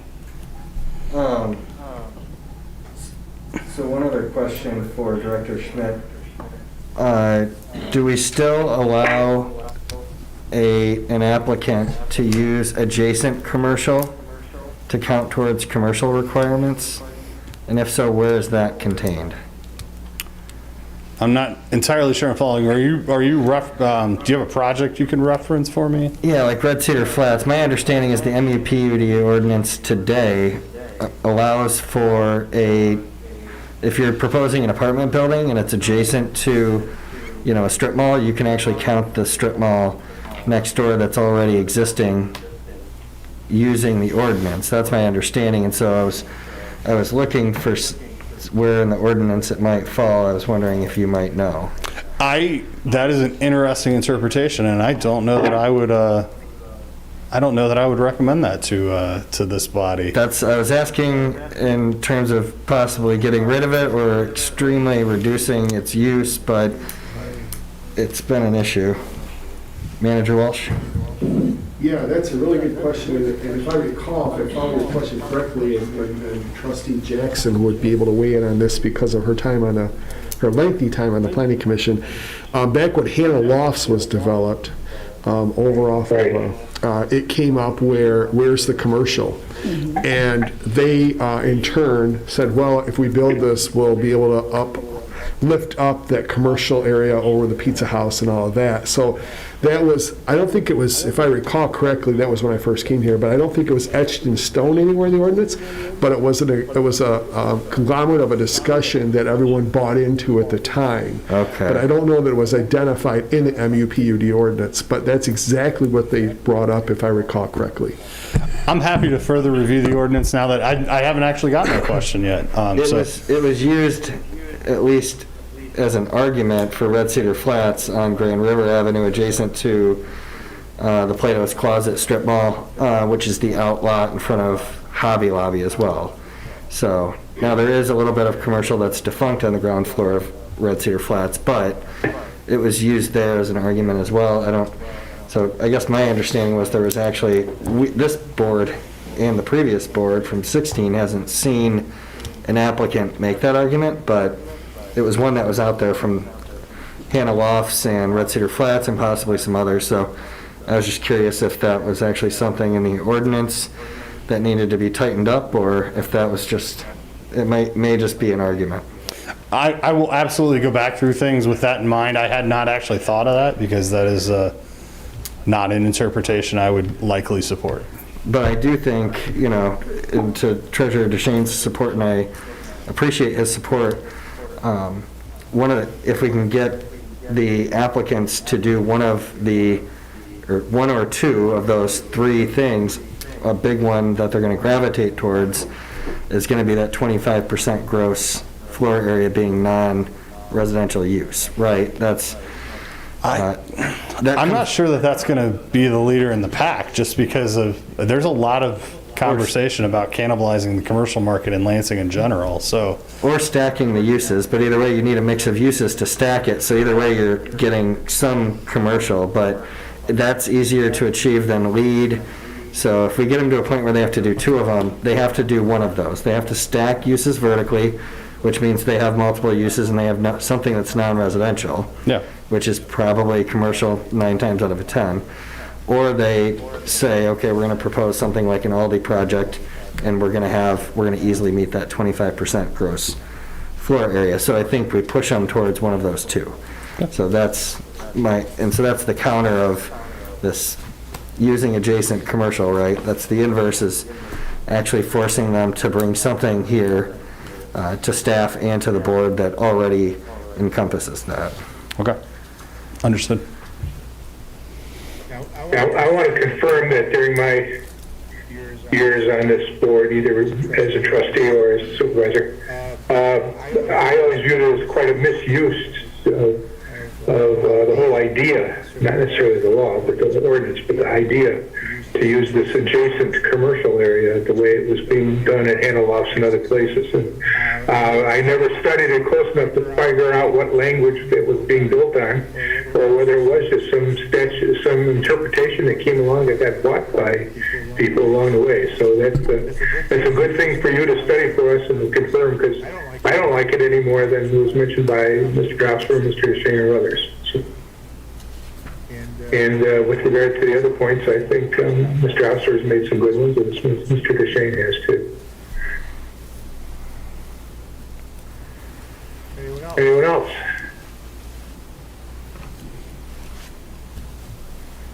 Okay, so we're going to bite at this another time, one more time, before do we want to have the Planning Commission make any comments back to us based on the work Mr. Schmidt did, or is that not necessary? Based on the treasurer's comments, I'm planning on asking the Planning Commission next week for their thoughts on the limitations/requirements in the amenity section, since that's the major substantive change the board is discussing. Okay. Sounds good. Anyone else? Ms. Jackson? Yes, I would like to have their comments on the entire revision, or proposed revision.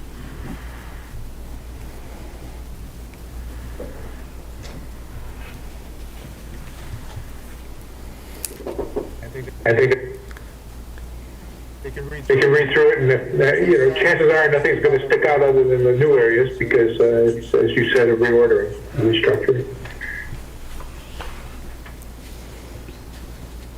Okay, so we're ready to move on to our next topic. And our next topic, I believe, also calls for Mr. Schmidt to be there, and that's rezoning number 21-070 5114 Joe Don Drive, rezone north half of the property from RCC to multiple family, maximum 34 dwelling units per acre, to RB single family high density. You want to explain this one to us? Yeah, so this is the second half of the conditional rezoning that the board approved in August, 21-030. They were required to come back to now rezone the northern half back to single family, or to single family. It went from medium density multifamily to high density. It's now back to single family. Ultimately, the long-term goal is to get the northern half of this property split off for a single family lot.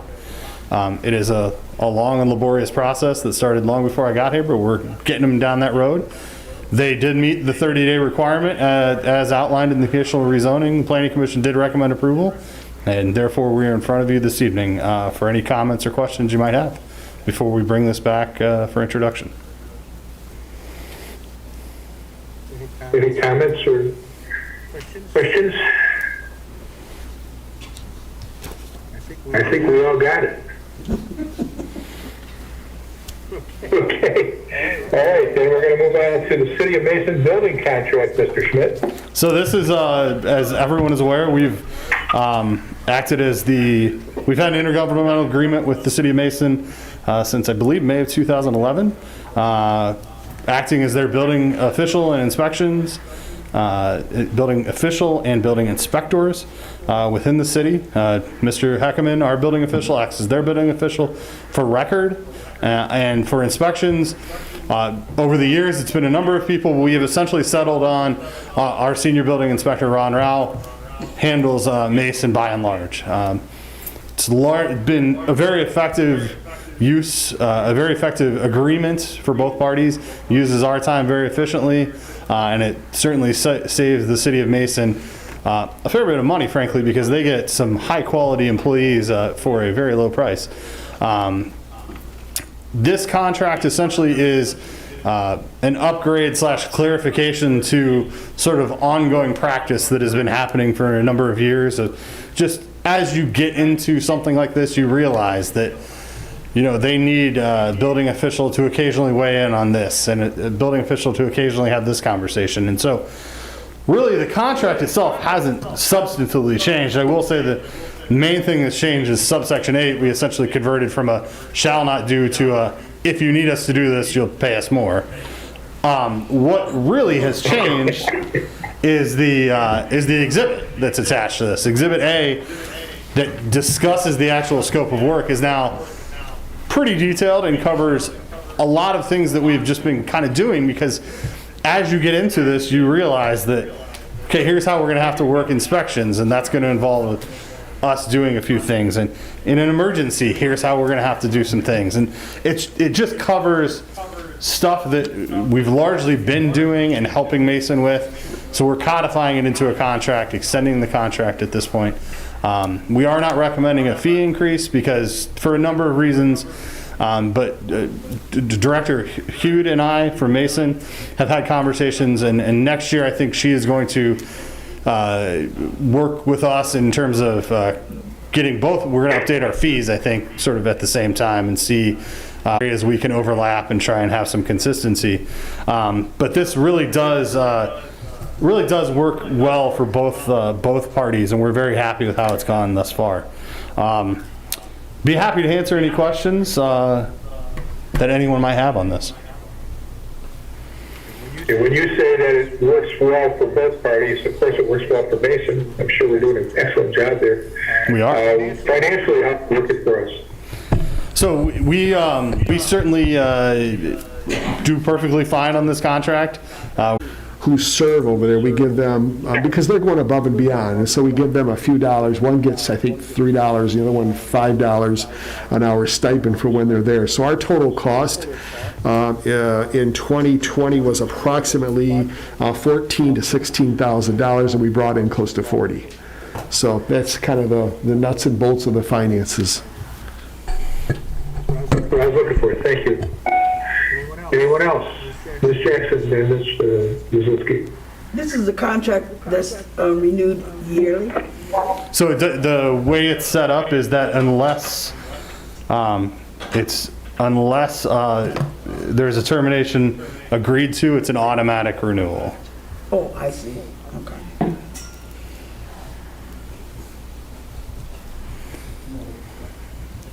Courtney? This would be, I'm not sure if Director Schmidt or Manager wants, we spoke to the financial stability, but could you speak to the capacity of our staff to be able to handle both Meridian Township and the City of Mason? Yeah, we do. Even in the period of time when I've been here, when we've only had one inspector, we've done a fine job. We now, as of Monday, have a second building inspector on staff, Mr. John Hines, who I've worked with previously in my profession. Because I'm assuming, since these are employees that we would have to have on payroll regardless, right? Right, so what we have done is the same kind of analysis, trustee, that we do for, say, Williamstown Township for police. We take all of our costs, salary, benefits, health care, appreciation pay, everything folded into what is that total? And if that total might be $62 an hour, and we're charging $100 an hour, so we know that we are covered in that cost. And that includes the extra stipends that I referred to a little earlier that we pay to both we pay it to one building inspector and then the chief building official, because he's Act 54 certified and has to sign off on some things. Okay, so you're not looking at proportionately how much time are they spending in the City of Mason versus here. You're just looking at the cost of hiring those people, and are we recouping our cost on an hourly basis? Yes. That unit cost? Yes, okay. yes, we are. Okay, excellent. That was my only clarification. And I guess, well, actually, no, one more. So basically, since this auto renews, if neither party intervenes, was this basically because you had identified some stuff that you wished to codify? So this was, the request came out before I got here, but once I saw the contract and what we were doing, we both, Director Hughes and I decided we needed to get this up to speed, and so. Okay. You know. And I saw Mason already acted on this. Is there any benefit if we took action on this tonight? It wraps it up. If the board is okay with it, it wraps it up and gets it codified quicker. That's all I have, Mr. Supervisor. Thank you. Mr. Deshay? The $100 per hour, does that include travel time to and from Mason? It does. There's essentially the way it generally works is the guys take off at, call it 2 o'clock. Their office out, they pop into the office, get plans, about 2:30, first inspection scheduled, and then they generally schedule it, and it depends on the inspection, obviously, but generally try to schedule a half hour per inspection and go from there. Okay. Now, in terms of inspections, for electrical and plumbing permits, are we still contracting with the city of East Lansing for those? We are. Electrical and mechanical and plumbing permits are still through, are issued by us, but inspections are done through the city of East Lansing under a separate contract. Okay. Have we looked at the efficacy of those in terms of costs? And I mean, I'm glad we've got 2 building inspectors, but should your department, Mark, or have you looked at possibly bringing some of that in-house ourselves? And maybe it's been done in the past. Would like an update on that. So I'll let Manager Walsh speak further to this. I just would add that we've looked at streamlining the process as best we can with the East Lansing, but in terms of bringing it in-house, I'll defer to the manager. Yeah, we also did that analysis in the last year because when East Lansing decided that they needed to have their assessor come back, we also said, okay, well, is that maybe going to spill over to mechanical, electrical, and plumbing? And so we did the analysis of what we were services we were receiving and what the cost was. And I can tell you just from my past experience over a number of years, what the general rule of thumb is that it's an 80-20 match. If you go with the state, it's 100. You can have the state of Michigan do your mechanical and plumbing, electrical, and they keep 100%. Typically, if you hire a company, it's 80-20. Meridian Township would get 20, and the company would get 80. It's a little skewed in this comparison because in that, the 80% company would do a lot more of the work than what East Lansing's doing for us. As far as we do the permitting and all of that, they would do that. So it's not exactly an apples to apples comparison, but our analysis shows that from what the positions that we would have to hire, based on what we're receiving and what we're providing to East Lansing, that the arrangement that we have right now with them is prudent for our taxpayers and the service that we receive. What is the current split with, is it 80-20, 50-50? How much does East Lansing keep? How much do we keep of the permit fees? It's 50-50. But the rule of thumb is 80-20. So we get, instead of getting 20% of the revenue, we get 50. State, we would get, if we went to the state, we'd get 0. Thank you. Yeah. Any other clarifications, questions, comments?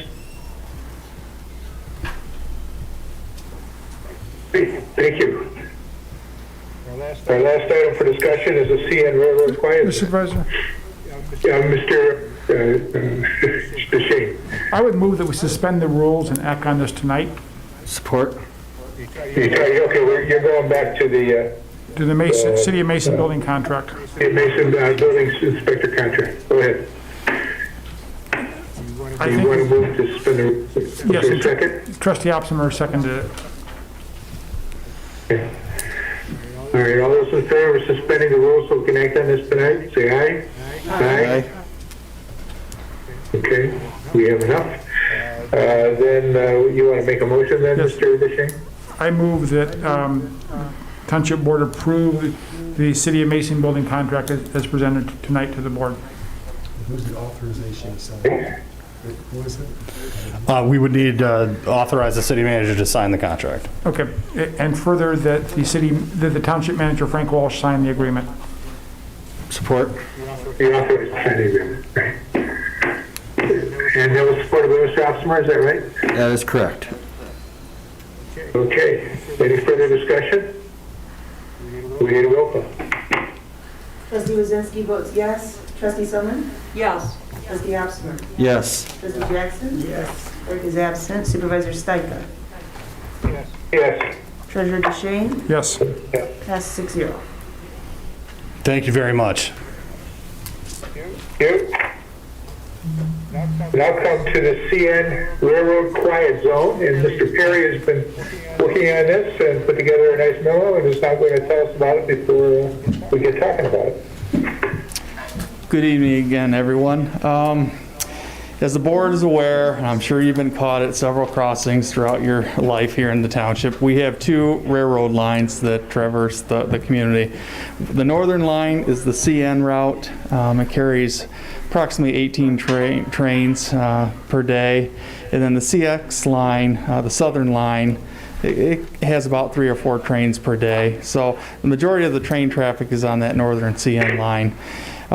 And the Township Board and the board before you has talked for several years about trying to implement a railroad quiet zone. There's a few communities in Michigan that have done that successfully. One was Battle Creek. Ann Arbor talked about doing it a year or two ago, but the price tag was just too exorbitant for them, so I don't believe they proceeded. But back in 2017, there was enough interest that it was placed on the Township Board's goals and objections. And as a result of that, we hired an engineering firm to do a preliminary analysis for us, Avon Marsh. And they did that report, and it was issued. And at that point, the dollars, it was just too expensive to really pursue it at that point.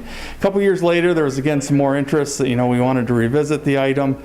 So we actually brought in OHM, which was the engineering firm that implemented the project in the city of Battle Creek, basically to have some real world experience to kind of lead us through that process. And again, at that point, they said, well, the township obviously could proceed with a project, but you really need to, it'd be very expensive because you would have to implement the positive train control, the circuitry that is being mandated by the federal government. So your best, I guess, course would be to wait till that occurs at the end of 2021, which is mandated by the federal government. So again, more recently, there was some additional discussions saying, hey, what about that railroad quiet zone? And then there were some inquiries made. Trustee Opsimer actually made a contact with the railroad representatives, and they confirmed that positive train control has been implemented on that CN line. Really, the impetus for that is there's an Amtrak train that utilizes that rail line, and as part of that really pushed the mandate for the CN line. The CX line is different because of the number of trains on it. They're not mandated at this point. Potentially they might be in the future, but really I think we're at an opportune time to really look at that CN line to see if the community wants to proceed with an implementation of that railroad quiet zone. And the memo kind of provides some history. The report from OHM has been included. Really, at this point, staff is looking for direction from the Township Board on how you'd like to proceed. I'd like you to remind the board and the public as to when we say quiet zone, we're not meaning that the railroad trains put on soft shoes and go quietly through the town. What does it really mean? So currently, I think everyone's aware that when they approach a crossing, they start sounding their horn to advise not only for all crossings, even with the gates. Each gate has kind of a safety factor. It's measured by a point system, and there is a process that allows a train not to sound those horns as they go across those gates and those tracks, those road crossings. And that really is the railroad quiet zone and what that implies. The positive train control is a technology that the train headquarters talks to these wayfinding, those crossings, and they talk to the trains. So in essence, if things aren't communicating correctly, the train could be stopped or controlled if something's not working right. So it's a higher level of safety factor, which then allows you to not have the train blow their horn as they go through the community. Great. Thank you for that. Okay, discussion. Who wants to speak first? Mr. Officer, you want to talk about it? Yeah, and I would just note, in addition to Manager Perry's summary of the quiet zone, the stretch of the CN Railroad that we're discussing is from Bogue Street on the west side through Green Road to the east. And for township residents, the primary crossings of interest are the Hazlitt Road, the Okemos Road, near the service center, and then Green Road to the very northeast of the township. So that is the span of the CN track that we're talking about. And unfortunately for residents that live near the CSX line, this positive control equipment that's being equipped on the CN line is only federally required due to Amtrak being on that line.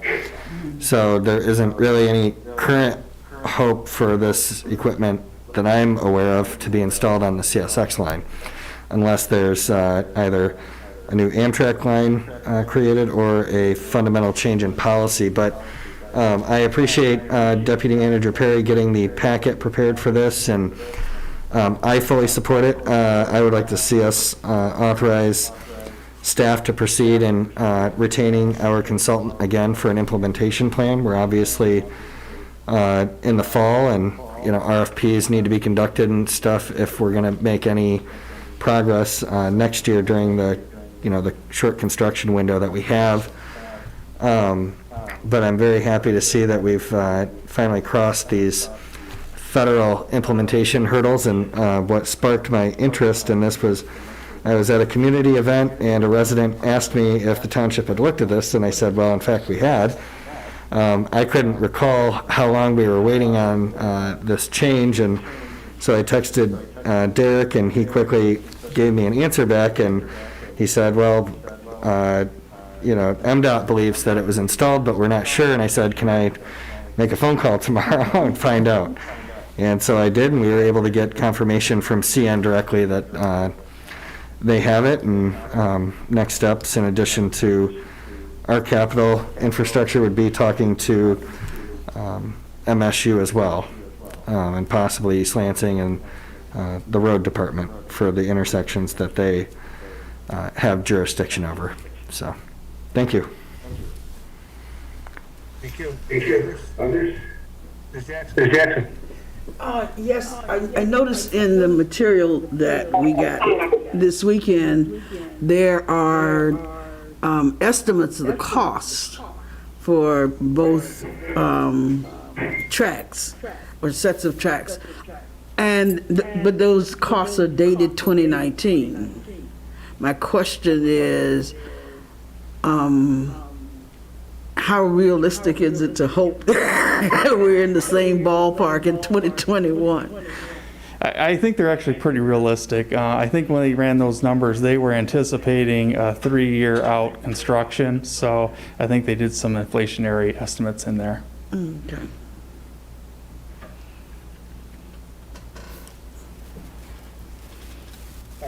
Treasurer.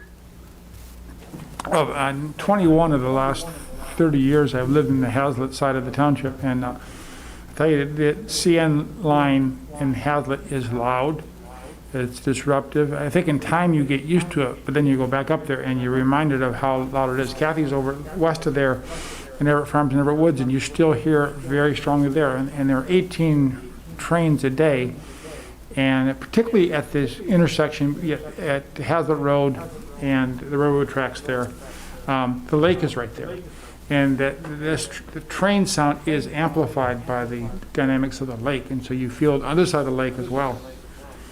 Getting this done, I think, is a really important thing for us to do. I fully support it, and I think it's going to help us with our redeveloping of the Pica area of the old L&L, because there's talk of residential use for that. And right behind that residential use is that railroad track. And so having that a quiet zone would make that a far more attractive residential use of that land than it is now. Further east of there, we have the Starflower, Wild Iris neighborhood, some beautiful homes back in there just off of Raby Road. And this railroad track severely impacts those residents as well. So I would say from Okemos Road to Green Road is the area most impacted by this, because that horn goes off there and it just shakes the whole community for those times. And again, people adapt to it. But it would be, talk about amenities of MUPD, this would be a board amenity that I think our residents would, in time, be extremely appreciative of. I don't know what the cost is going to be, but it's worth investigating, and I think worth an investment, because most of the expensive work has been done by the railroad already. And so we've got some additional work to do, but most of the heavy lifting is done. We've got the cleanup to do, but it's a task well worth doing. And I agree, I would like to move forward and instruct staff to bring us a full proposal, or as full as possible, about what it's going to take to proceed to implement this quiet zone. Yes, Trustee Wazowski. I will agree that it is shaking. It is earth-shaking. My yoga studio's up there, and there's nothing more disturbing than when the train goes by during your yoga practice. However, I do have a question, and somewhat elementary, and I apologize, but I'm trying to think of, so as a motorized vehicle as well as pedestrian, because we do have pedestrian in those areas too, how is this new safety type of I want to say more than a mechanism, system, how does that benefit over like a loud noise? Like if you're walking or you have your AirPods in and you don't notice that the train's there, like how does this work, Manager Perry? Sure. We've actually done some preliminary work as we've been doing some pathway work. I'm sure on Hagedorn on the west side you see MSU has kind of created what they call those Z gates, to where if you're walking along, you can't just walk onto the tracks. You literally have to do the little angle thing. So when they resurfaced Hagedorn Road, we made sure that we incorporated a concrete pad for us to basically build one of those on the east side to match the west side. And we're doing the same thing up on Okemos Road as part of the pathway project too. So those are really the way that you, I guess, get the attention of the pedestrian traffic to make them recognize that, hey, I need to look up, I need to be more aware of this crossing. You can go above and beyond, you can do pedestrian crossings, again, but those will be something we'd have to incorporate, and obviously the costs are driven with that. But at a baseline, we're trying to incorporate those Z gates wherever we have opportunities where we're doing new pathway construction. Thank you. Any other board members? Yes, Ms. Jackson. So those pathway adjustments are not included, the cost of those pathway adjustments are not included in these estimates here? Correct. The estimates that they did not include those. However, they did recommend that we, implement those. So that's why several years ago we made the decision in-house that said, you know what, even if we don't do a railroad quiet zone, they really do make a lot of sense for our pedestrians. So as we're improving our pathways at these railroad crossings, let's start to incorporate those. So we've been doing that. Thank you.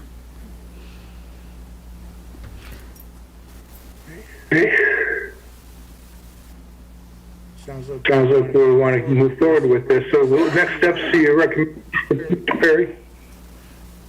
Really, all I need is consensus from the board that this is a project you want us to pursue. And again, we'll get it on the whiteboard, and we'll seek a proposal from OHM, and we'll start having conversations with MSU and the City of East Lansing and the Ingham County Road Department. Okay. Yeah, the point of my question was there's other steps that need to be taken. You're looking forward to a positive for the board, which I think I'm certain you now have positive for the board. Yeah. Just one more. Oh, one more. Okay, Ms. Jackson. And so we're talking about moving forward with the CNS line. The CN, the northern line. The CN line, Yep. and not the CSX? Yes, the CSX, again. I think at this time it's just too cost prohibitive for that. Okay, but specifically in terms of your instruction, Yep. I wanted to make clear what we Sure. were talking about. And the CSX is the one that comes from the Detroit area. So it's more of an industrial line that has a lot of, goes up to the General Motors plants, et cetera. Whereas the CN, while it has a lot of industrial, also has the passenger service that goes from Chicago up on through Port Huron. And that's why that has the controls that we need, that we could not afford to do in terms of the railroad. Just one more comment. I had no idea why, the subject was never talked about. And so now I'm very happy to know why. And, we were actually waiting on something concrete and specific, and that makes good sense. Yeah, it was talked about at the board level a couple of times, but the costs were just way beyond our ability at that time. Roger Shane? Using the same consulting firm that Battle Creek used, because one thing that would be very helpful to know is what their history or what the experience has been in Battle Creek. Have they had an increase in accidents? Has it posed a safety hazard in there? And they'll be able to give us the data, having been there, having worked with the city of Battle Creek since they implemented it. I'm not saying that there hasn't, we don't know, but they'll have that data, I'm sure, to share with us. And that's one certain question we'll get from our residents as well. Are we putting the public at risk by having the trains not blow that horn every time?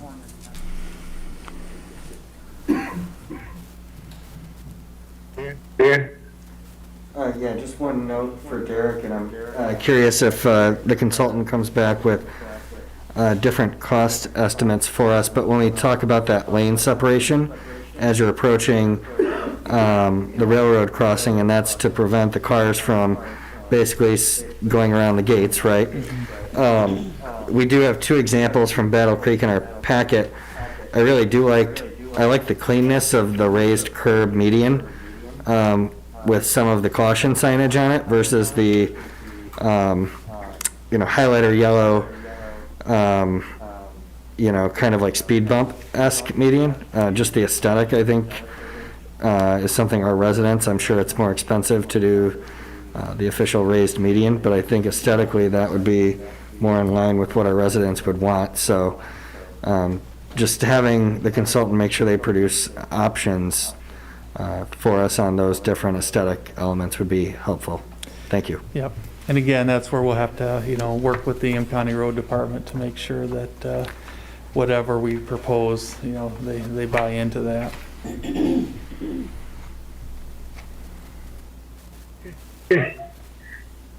All right, I think you've got your marching orders, Mr. Perry.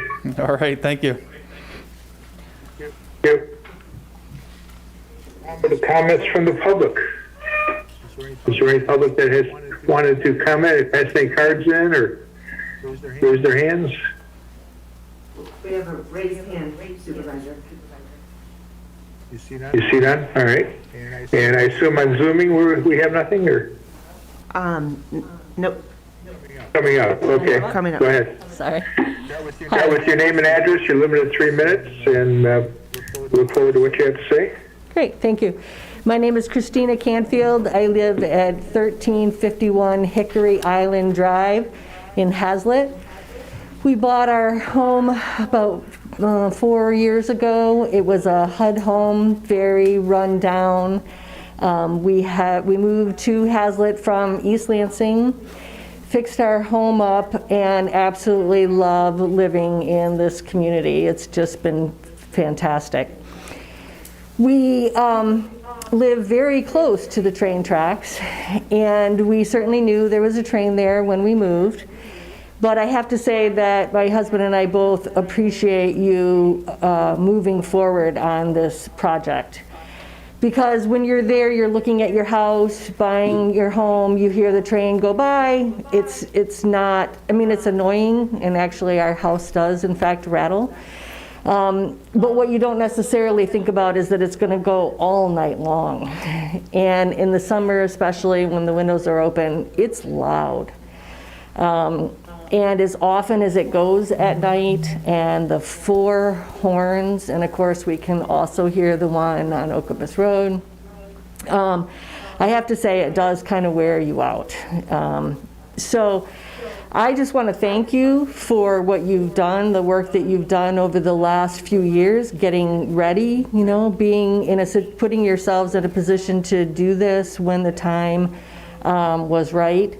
And I think it will add greatly to our community. It will be a quiet that I think we all like when we have picnics outside, the neighborhood gets together, things like that. You just have to stop talking during it and then wait, and then do it again. And it's the horns. The rattle of the train, whatever, that's fine. But it is the horns that are the really disruptive part of trying to communicate during the day or trying to sleep at night.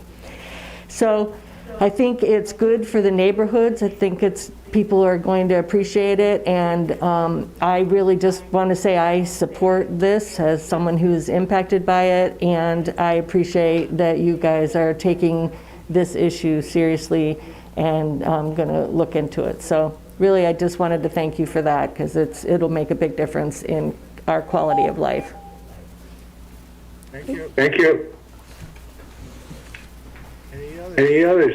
Public members? Okay, no other public members. We'll go on to other matters from the board. I will mention that George Bailey of It's a Wonderful Life would be kind of sad at this, because he said in that movie that the greatest sounds were anchor chains, propellers, and train whistles, because he loved to travel. But we're not. But I think he would forgive us in this context. Okay. Any other comments or concerns you want to raise? Mr. Hopser. Just two items real quick. So the state's fiscal year started October 1, and we are expected to receive the grant from the MEDC for a new fire truck in the next 3 to 5 weeks. And then one other item of note, board members have talked a lot about affordable housing and ways that we can get at affordable housing. I had a thought, this came up through a constituent case. So a woman who lives in Williamstown Township had contacted me in my capacity in my day job at Rep. Brixey's office about the poverty exemption. She was receiving the poverty exemption in Williamstown Township. She did not qualify for it now this year because they changed their thresholds. So we can't go below the federal guidelines, but we can go above it. So Williamstown Township actually used to do twice the federal guideline. We're doing 1.35 times the federal guideline today. So I just wanted to bring that to the board's attention, because that would typically be something that we would take action on in November or December, preceding the tax year. So if we wanted to bring that forward, we would need to bring that here in the next meeting or two possibly. But that's where we're at, and I know that other communities around us have gone up higher, but that is one way to make housing more affordable, and it's something tangible that we can do versus when we have these conversations with the MUPUD ordinance and the HUD standard of affordable housing, which we really have no way of actually achieving it, right? Like, we basically need a developer to come forward and offer free housing essentially to accomplish it. But so looking at the multiplier that we assign, whether that be the just strictly the federal guideline, 1.35 times it, or something like Williamstown Township has done in the past, and going up twice as much as the federal guideline is a good way that you can help families, especially families that might inherit their home, actually be able to afford to sustain living here, right? Because at that point, if you're inheriting, you could afford to live here, but you might not be able to afford the taxes on the property. So one concept that I wanted to put out there, if somebody wants to support me on that, we could maybe put that on the agenda here coming up in the future. Thank you. Okay. Get a hold of me sometime, Dan. We'll talk about that and see about getting it on the agenda. Absolutely. All right. Alrighty. Anything else from board members? Then we need a motion to adjourn. Moved by Ops. Supported by Treasurer Shane. Okay. Any opposition to this motion?